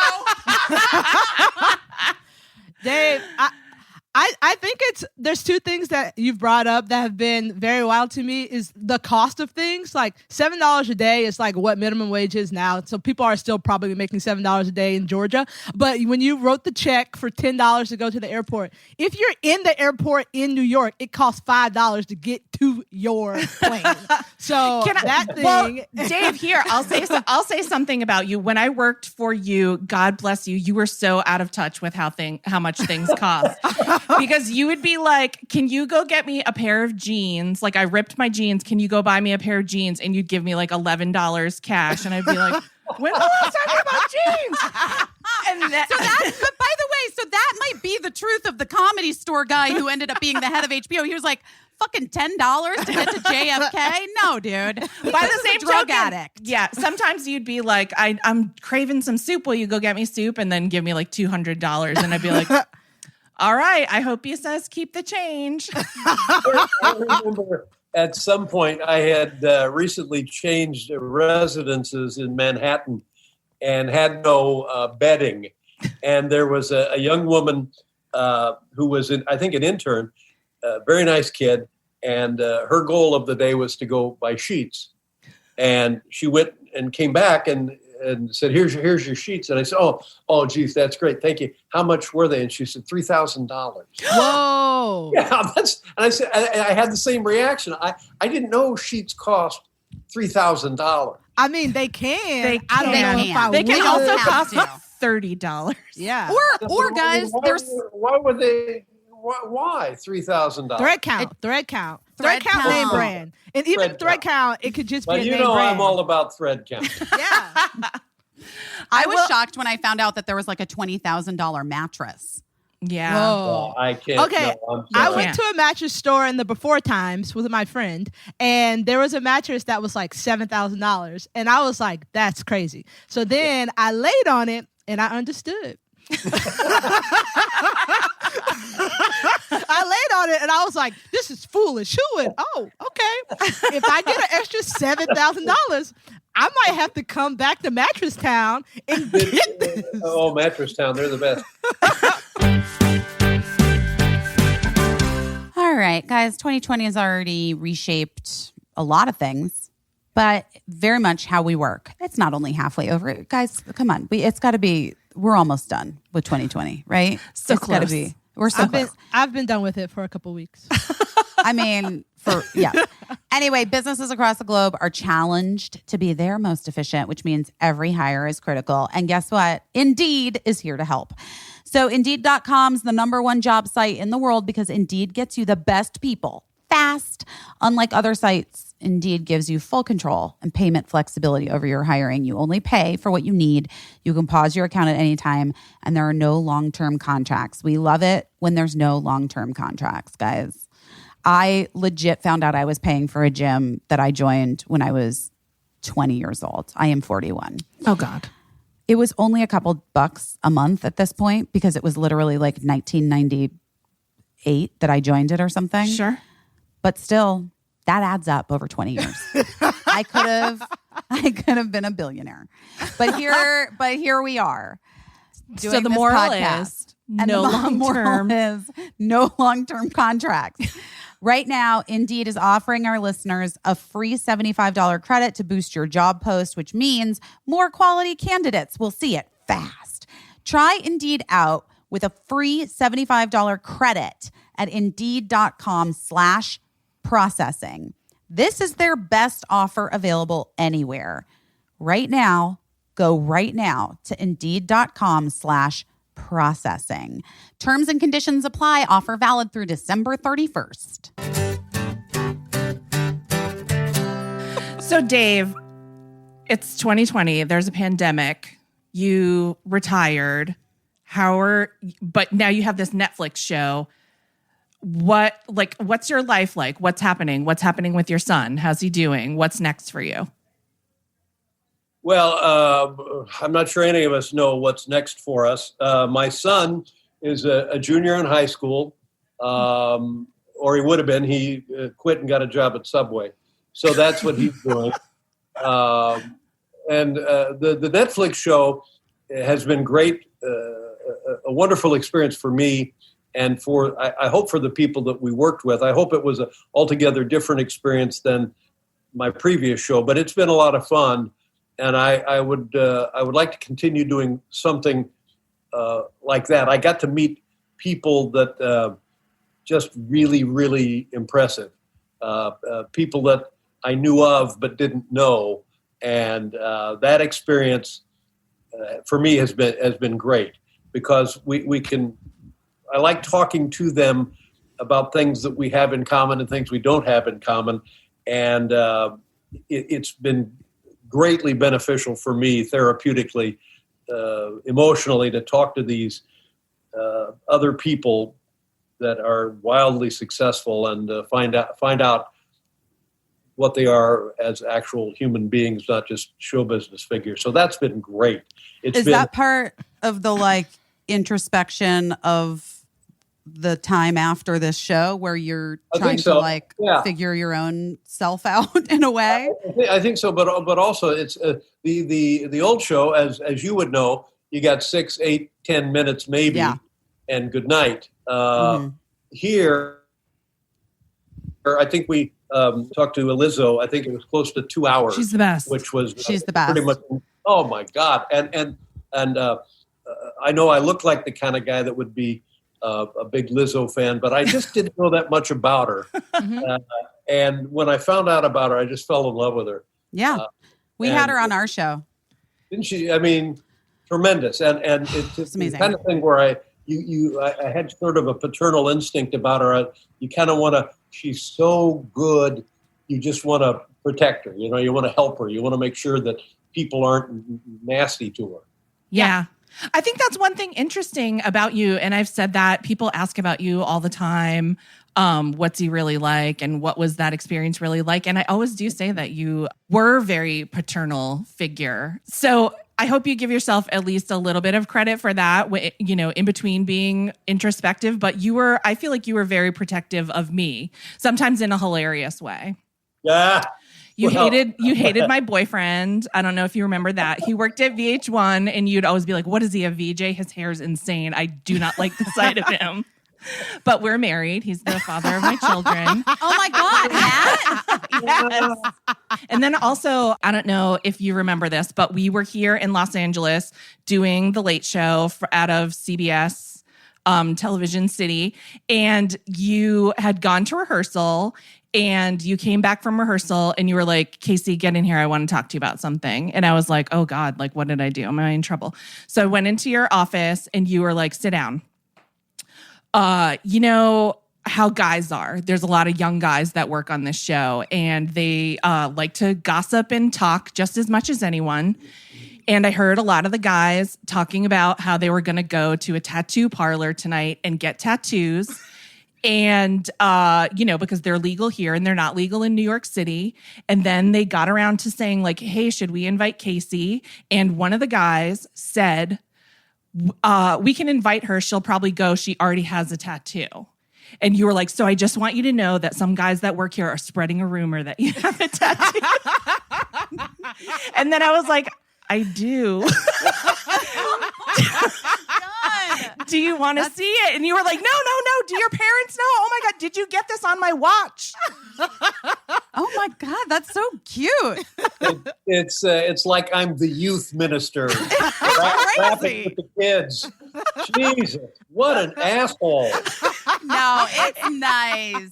It made me laugh so hard. And you were I remember you saying your parents, let you come to New York and entrusted me to make sure that you're okay here in the big city.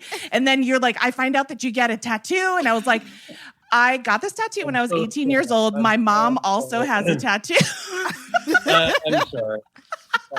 Yeah, okay. Let's talk about something else. I had to have you come in and sit down and talk it over. Yes. Thank you, Father Dave. It was very funny to me and endearing. I liked that you cared that the boys were talking about me. Can I just say, though, this? Because I started in entertainment when I was 19 years old. I got Freaks and Geeks, my first TV show. When you're a young woman in this industry, a lot can fucking happen, as we know.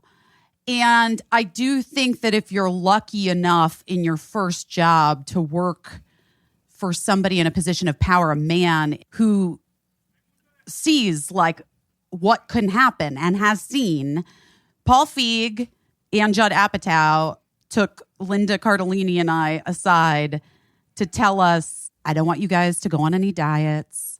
I know what's happening. Like, I think that there was a thing in that time because it was all so unspoken. No one fucking talked about Harvey Weinstein. If he invites you to have a meeting in his hotel room, don't go. So I do think that even though it's like, this is part of like the patriarchal system that obviously like we're trying to dismantle, but at the same time, Dave, what he saw in you and what he was trying to do is the same thing Paul and Judd were doing for me and Linda, which is like, there's going to be a lot of bullshit. We don't want you girls are talented and smart. It's just, that was the thing that had to happen, because if it wasn't the white guy in charge saying it to you, someone else is going to tell you something very different. So I appreciate it. Well, that's good. It's glad that has filtered into the system, and this is a few years ago, but that's great. Well, that was so long ago. But wait, did you ever feel like that kind of responsibility? Like for Caissie, No. You didn't think you did. You weren't paying attention. That was just something that happened.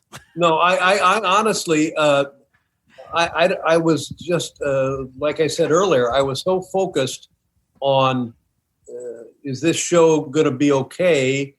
What did I screw up tonight? What did I screw up last night? And that just fed on itself. And I just went day to day oblivious to most things except the show. And, that's the source of what I shouldn't have behaved that way. And I don't know.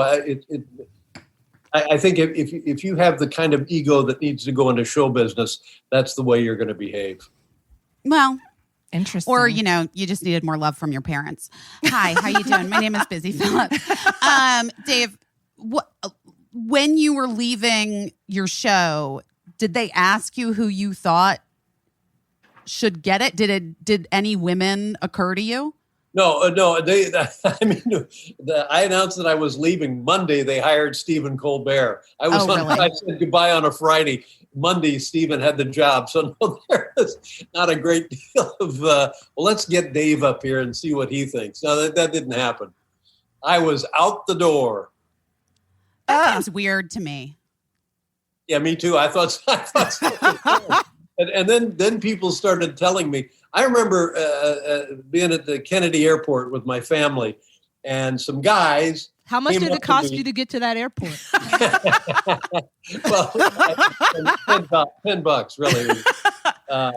So guys come up to me and they're holding theater seats, like 4 or 5 of them. They each have 2 or 3, and they want me to sign the theater seats. And I said, well, I don't.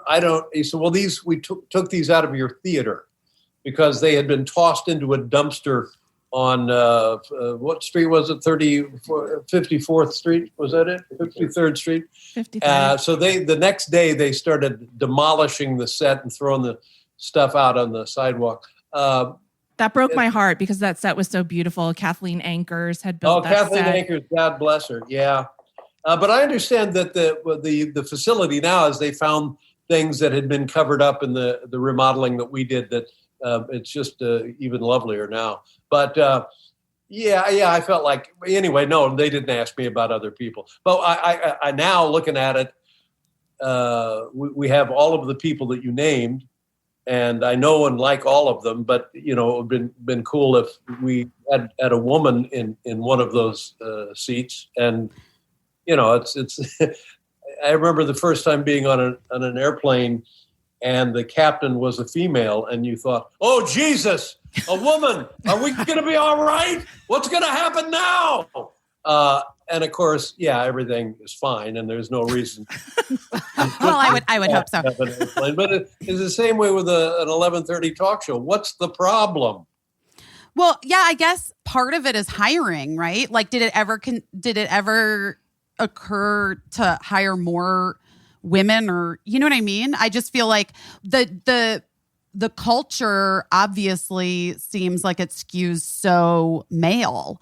And I think it has to do with, who runs the networks and the studios and shit. But I just wondered, did you have like a woman that you could point to and be like, what do you think about that?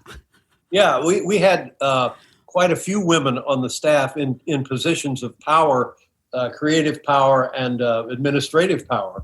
And we talked about this all the time. I don't know how many executive producers we had that were women.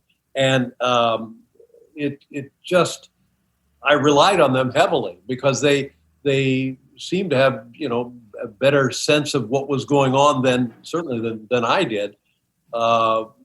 So I don't know why others weren't, and it came to me later than it should have.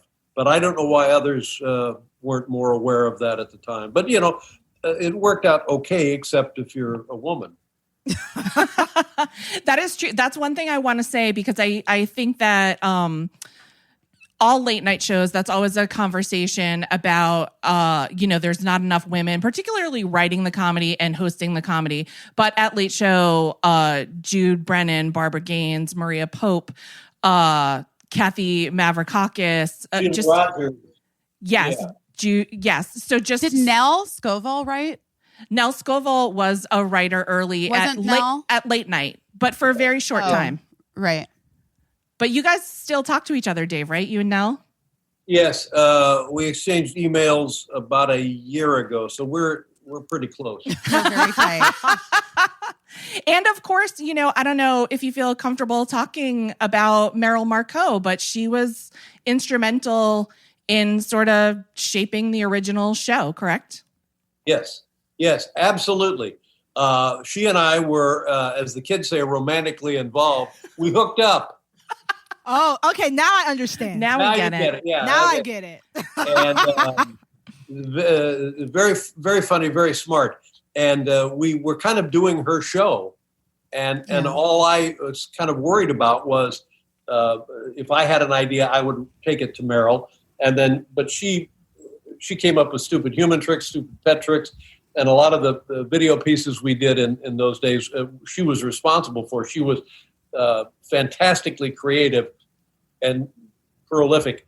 And she was in charge of the writers.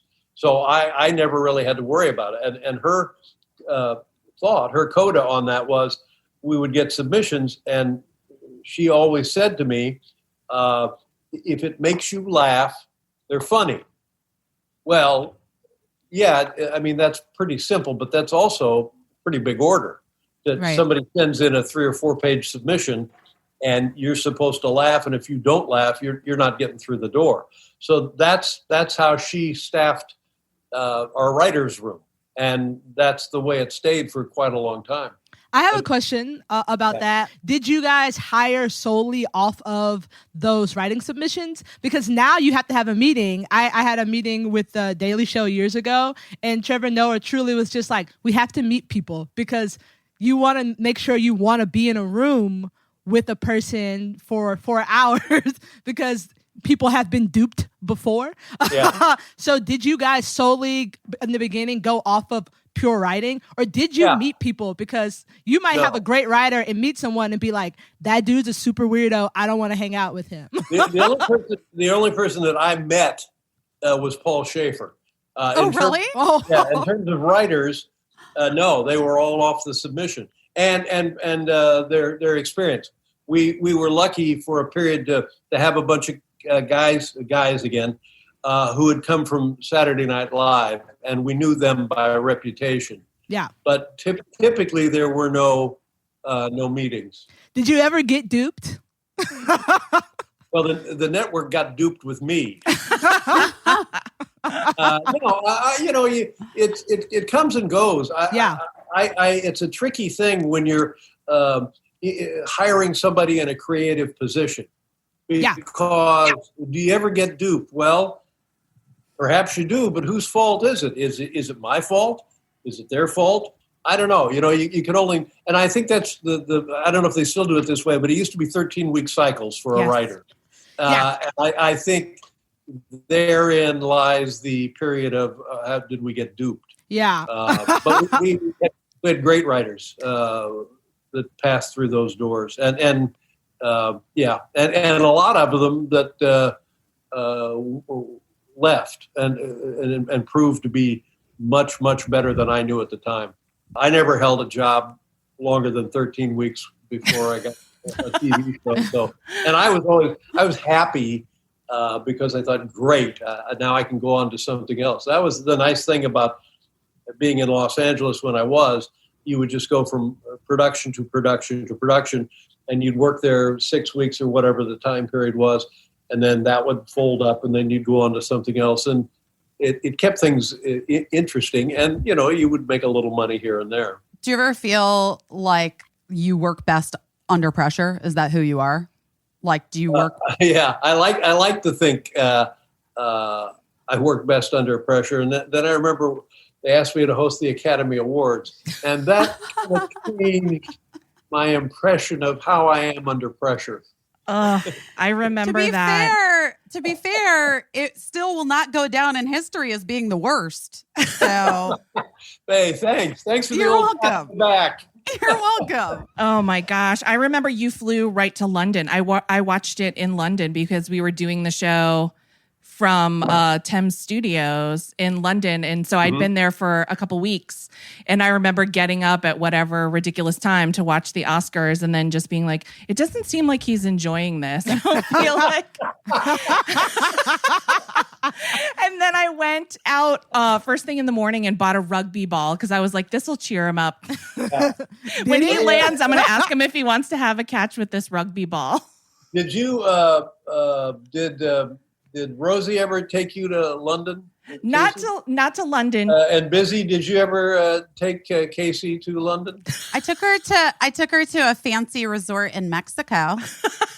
That's nice. Not for the show, just for fun because we're friends. Just for fun. Dave, I have a very sweet photo of you and I chatting on the Thames. We were standing on the bridge chatting in London, and I love it. It's one of my favorite photos, and I love it because I remember that it looks like we're having the deepest conversation in the world, and we're talking about bologna sandwiches.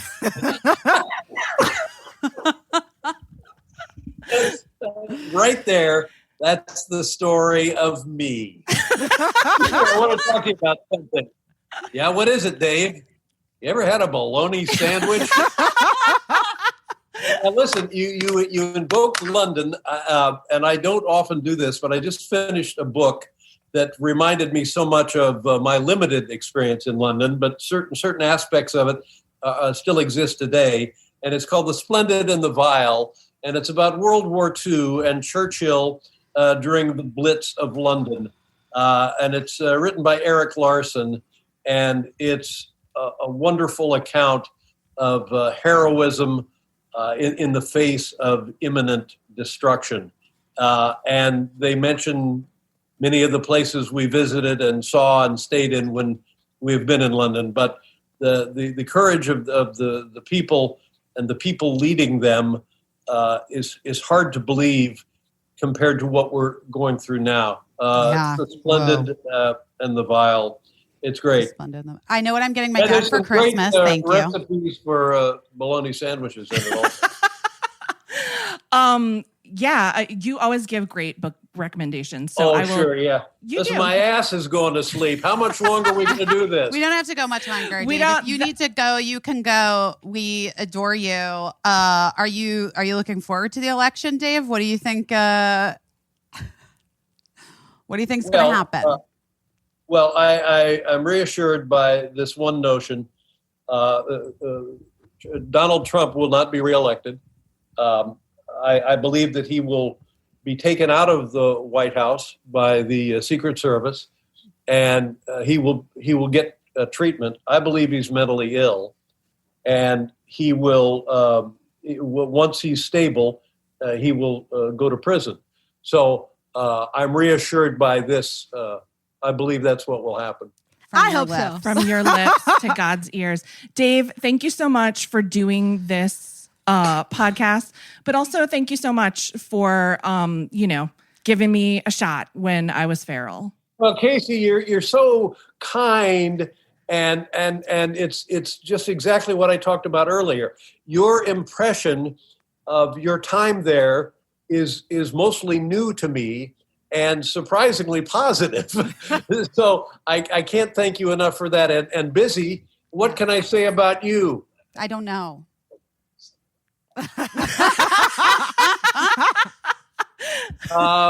And Shantira, God bless you. Get a car. I mean, if you buy me one, I'll get it. Oh, Dave!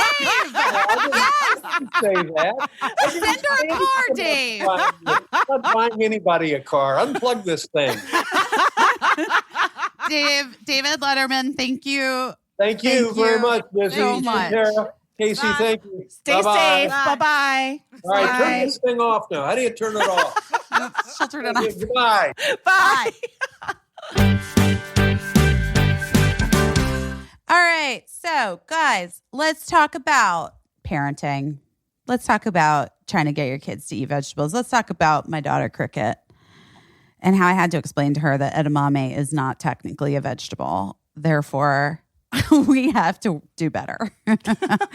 But you know what has happened to my life that's made it easier? And maybe you guys too. Daily Harvest. Because they deliver delicious, clean food. It's ready very easily. I love it. Cricket is learning to eat vegetables. I'm not going to say she loves it yet, guys. I'm just going to be honest with you. But I love it, and she will someday. It's an acquired taste. She's You know doing what? her best. She's doing her best, and we love her for it. And we can't.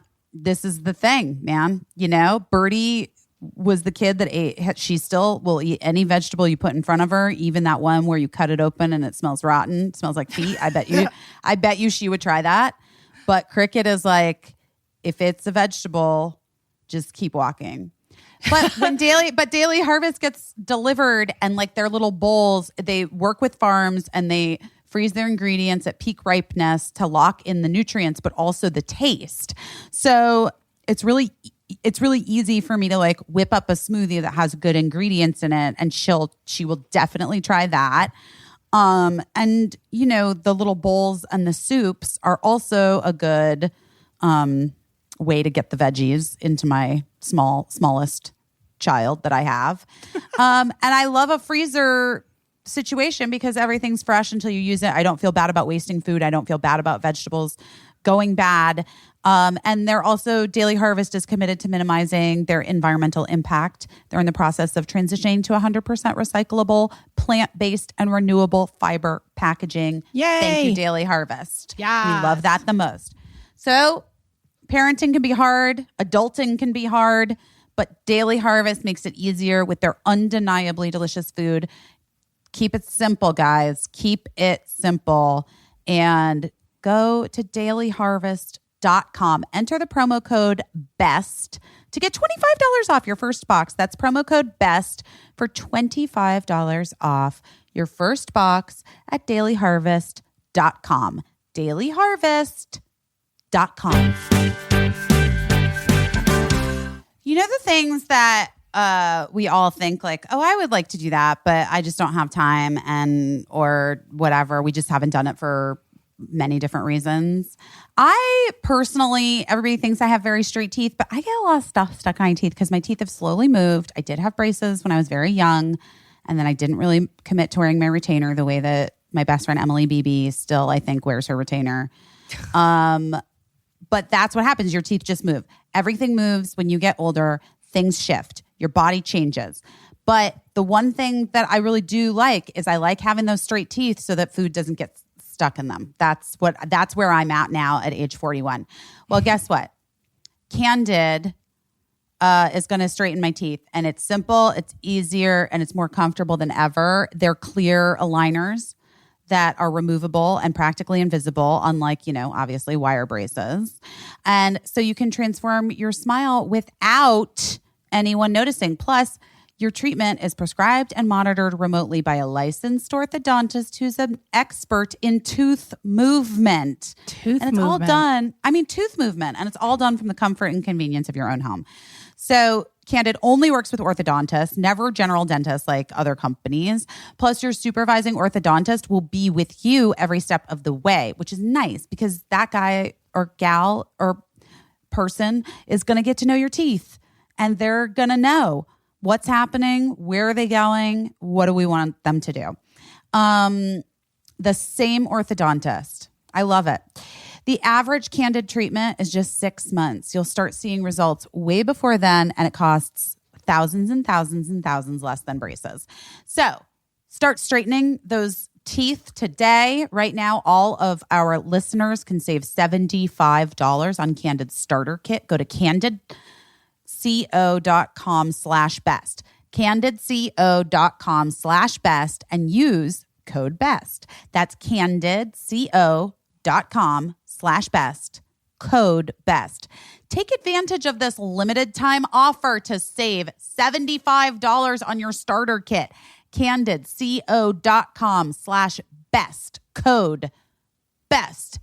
Get your teeth straightened. Oh my God, let's just keep talking for 1 second. Holy shit. Oh my gosh. We did it. We did it. No, I'm not kidding though. He is my dad. The Splendid in the Vial is my dad's Christmas present. I knew He it. I missed knew you were that, going to be thank like, God. Dave recommended this book. It will He'll be my love that. dad's favorite. That was Well, so for sure. good.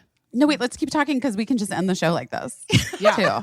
Because I do feel like this, the third act post David Letterman, it's going to feel, we can have some reflection too. Yeah, like listen, Shantira, let me tell you something. I didn't bring this Yeah. up to Dave because I don't want to raise a red flag. Yeah. But he's talking about like how cranky he was, whatever, when this is all true. He's being honest. Yeah. I feel like if he wants to say that about himself, let him say that about himself.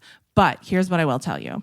One time I asked him to pick a beneficiary for a life insurance policy. And I guess he was like busy and overwhelmed. And he just was like, I don't have time to do this right now. And I was like, but you need to, it's important. You're business manager. And he was like, I do not care. I do not care who is the beneficiary of this life insurance policy. This is before he was married or had a child. And I was like, okay, great. I'll make myself the beneficiary of this life insurance policy. So if nobody has ever caught that and it still stands to this day, I have a small amount of money from a small insurance policy coming to me.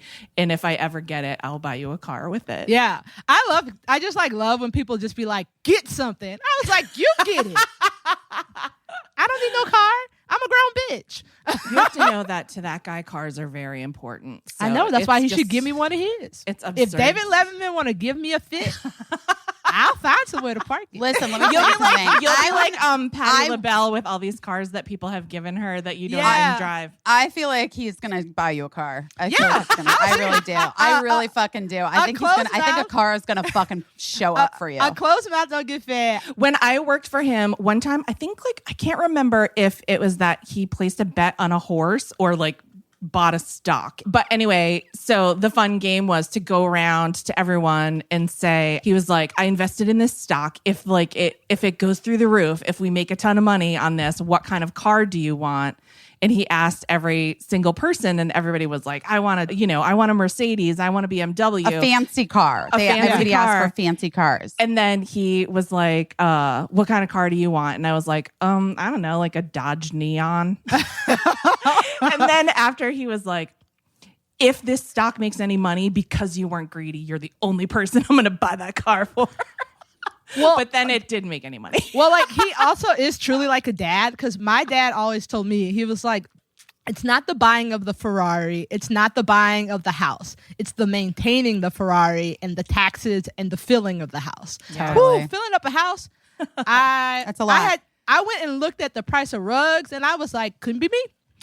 I love No, that. rugs. By the way, rugs are the secret expense of the universe. It's the Oh secret. my God. It's insane how expensive fucking rugs are, And guys. it's like, rug you go- people, get you it go to your- together. You go to your grandma's house and she got 3 and it's like, who bought Take these rugs? those. It's insane. They bought You need them. a whole Take 'em. other job just to buy rugs. Yeah. I literally was like, I'm leaving my children The no rugs. money. I'm only leaving them the fucking rugs. I'm not kidding. They're so expensive. And then also, like, I don't know. I feel like this is also the crowd for this. Like, I'm, like, accidentally bougie. So, like, if I'm in a store and I see a sale rack, I'll be like, I like this shoe. And it'll be, like, a $400 Cole Haan. Totally. And I'll be like, absolutely not. So, I've been, like, looking at rugs. And I was like, ooh, this rug is cute. $12,000. I was like, my taste. Oh my God. You know what happens to me all the time, Shantira? I will like get advertised like a little ring or something on Instagram, and then I click on it and it's like $30,000. And then Instagram is like, oh, she's rich. And then they just start showing me like the craziest bougie shit. And I'm like, I need to send an email to Mr. Instagram and tell him that I'm unemployed and I have $0. Yeah. My taste is, I you know what? I'm actually proud of my taste because I'm like, oh, wow. I do gravitate to the bougie, the but finer things. I mean, like every time it was like a list of rugs, and I was scrolling, and it was like, oh, this rug's $175. Okay, this is the webpage for me, and I kept scrolling. The one I love, $12,000, and I was like, first of all, this is the wrong scroll to include this rug in. Yeah, shouldn't even be on the same page. No, so yeah, rugs are a scam, a secret scam. Rugs are a secret scam. Yeah. Busy, why don't you get a rug line? It'd be cute. Is that what we're doing? Is that like what I'm doing? An affordable, chic affordable rug rugs. line. Yeah. Well, that's the problem. I think that the problem is that then you're dealing with like, where is it made and who's making it? And you and know the rugs me, don't feel good if they're and they don't an feel good. But you an also affordable know rug, me. yeah. I'm not about that. Like, we're not making products on the labor of other women and children in other countries just because I can't see them personally. Doesn't mean that it's okay. Maybe there's like people need jobs now. Maybe there's like an at-home rug manufacturing. Guys, latch hook was always my favorite when I was a kid. Oh yeah, Did you ever do latch hook? If latch hook just came with a nice yarn, because it's always like this yarn that's made of like plastic. Bad yarn. It's bad yarn, but I feel like if they came up with like a higher, you know, like a higher taste level latch hook, we could be onto something. I do love a latch hook, but I have invested in a Roomba, and I have to make sure I get a rug that the Roomba won't destroy. I have a robot vacuum too, and I have to like every time I use it, you have to set up all these fucking barriers so it doesn't wander around the house. Every time I use it, you do so much cleaning pre-setting off your robot vacuum, and then like even though the room is totally bare and totally like just cleared of everything, you set off the robot vacuum, and then you have to like take a fork and a dog and hair wads out of it. I mean, just vacuum. I don't have a Roomba or a robotic vacuum because You have stairs, right? I do have stairs, but also like I got one because I thought, well, maybe I'm having a lot of allergies, like because there's dust under my bed or something. And I thought the Roombas, that's the perfect application for it. I could not fucking figure out for the life of me how to like program it for the first time. It's really hard. And I was like, I'm not a dumb person. I know I don't excel sometimes at, electronics, but this is way too difficult. And I was like, I quit.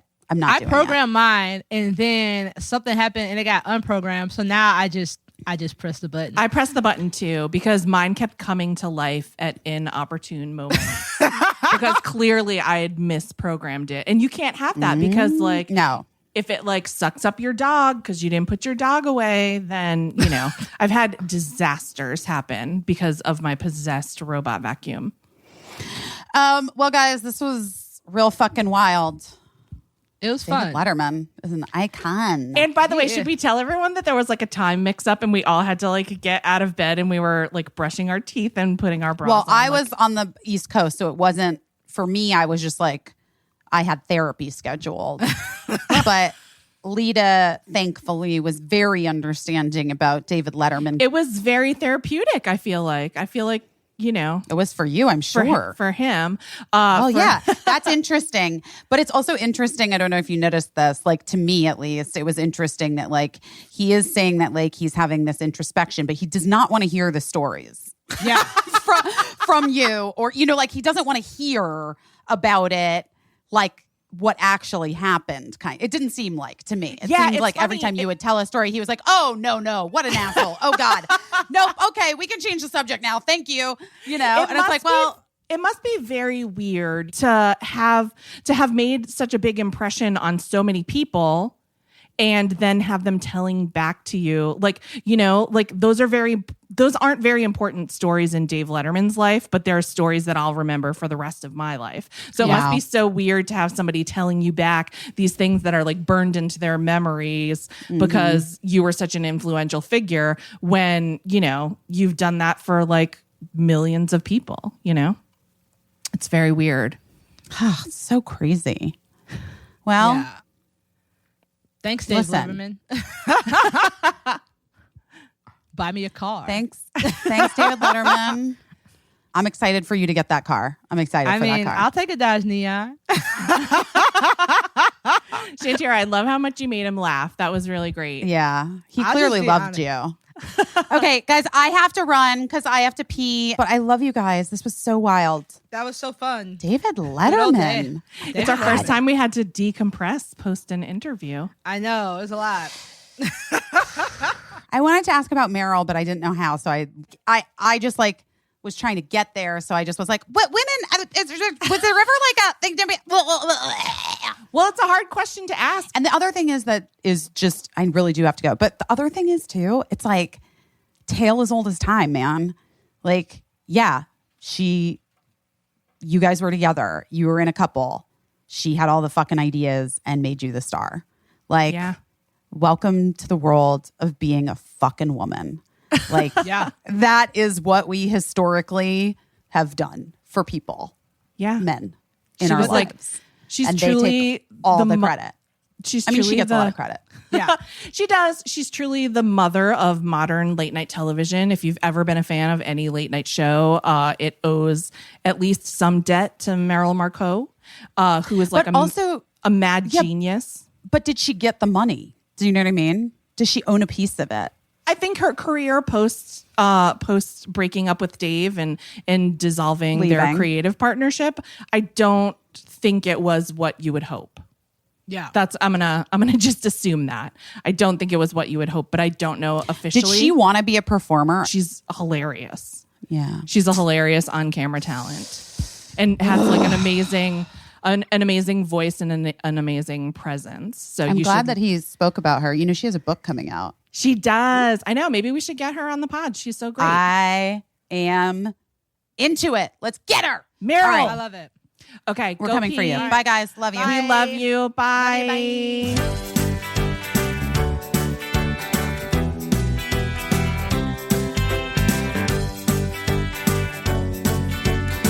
I don't know what I'm doing, but I'm doing my best.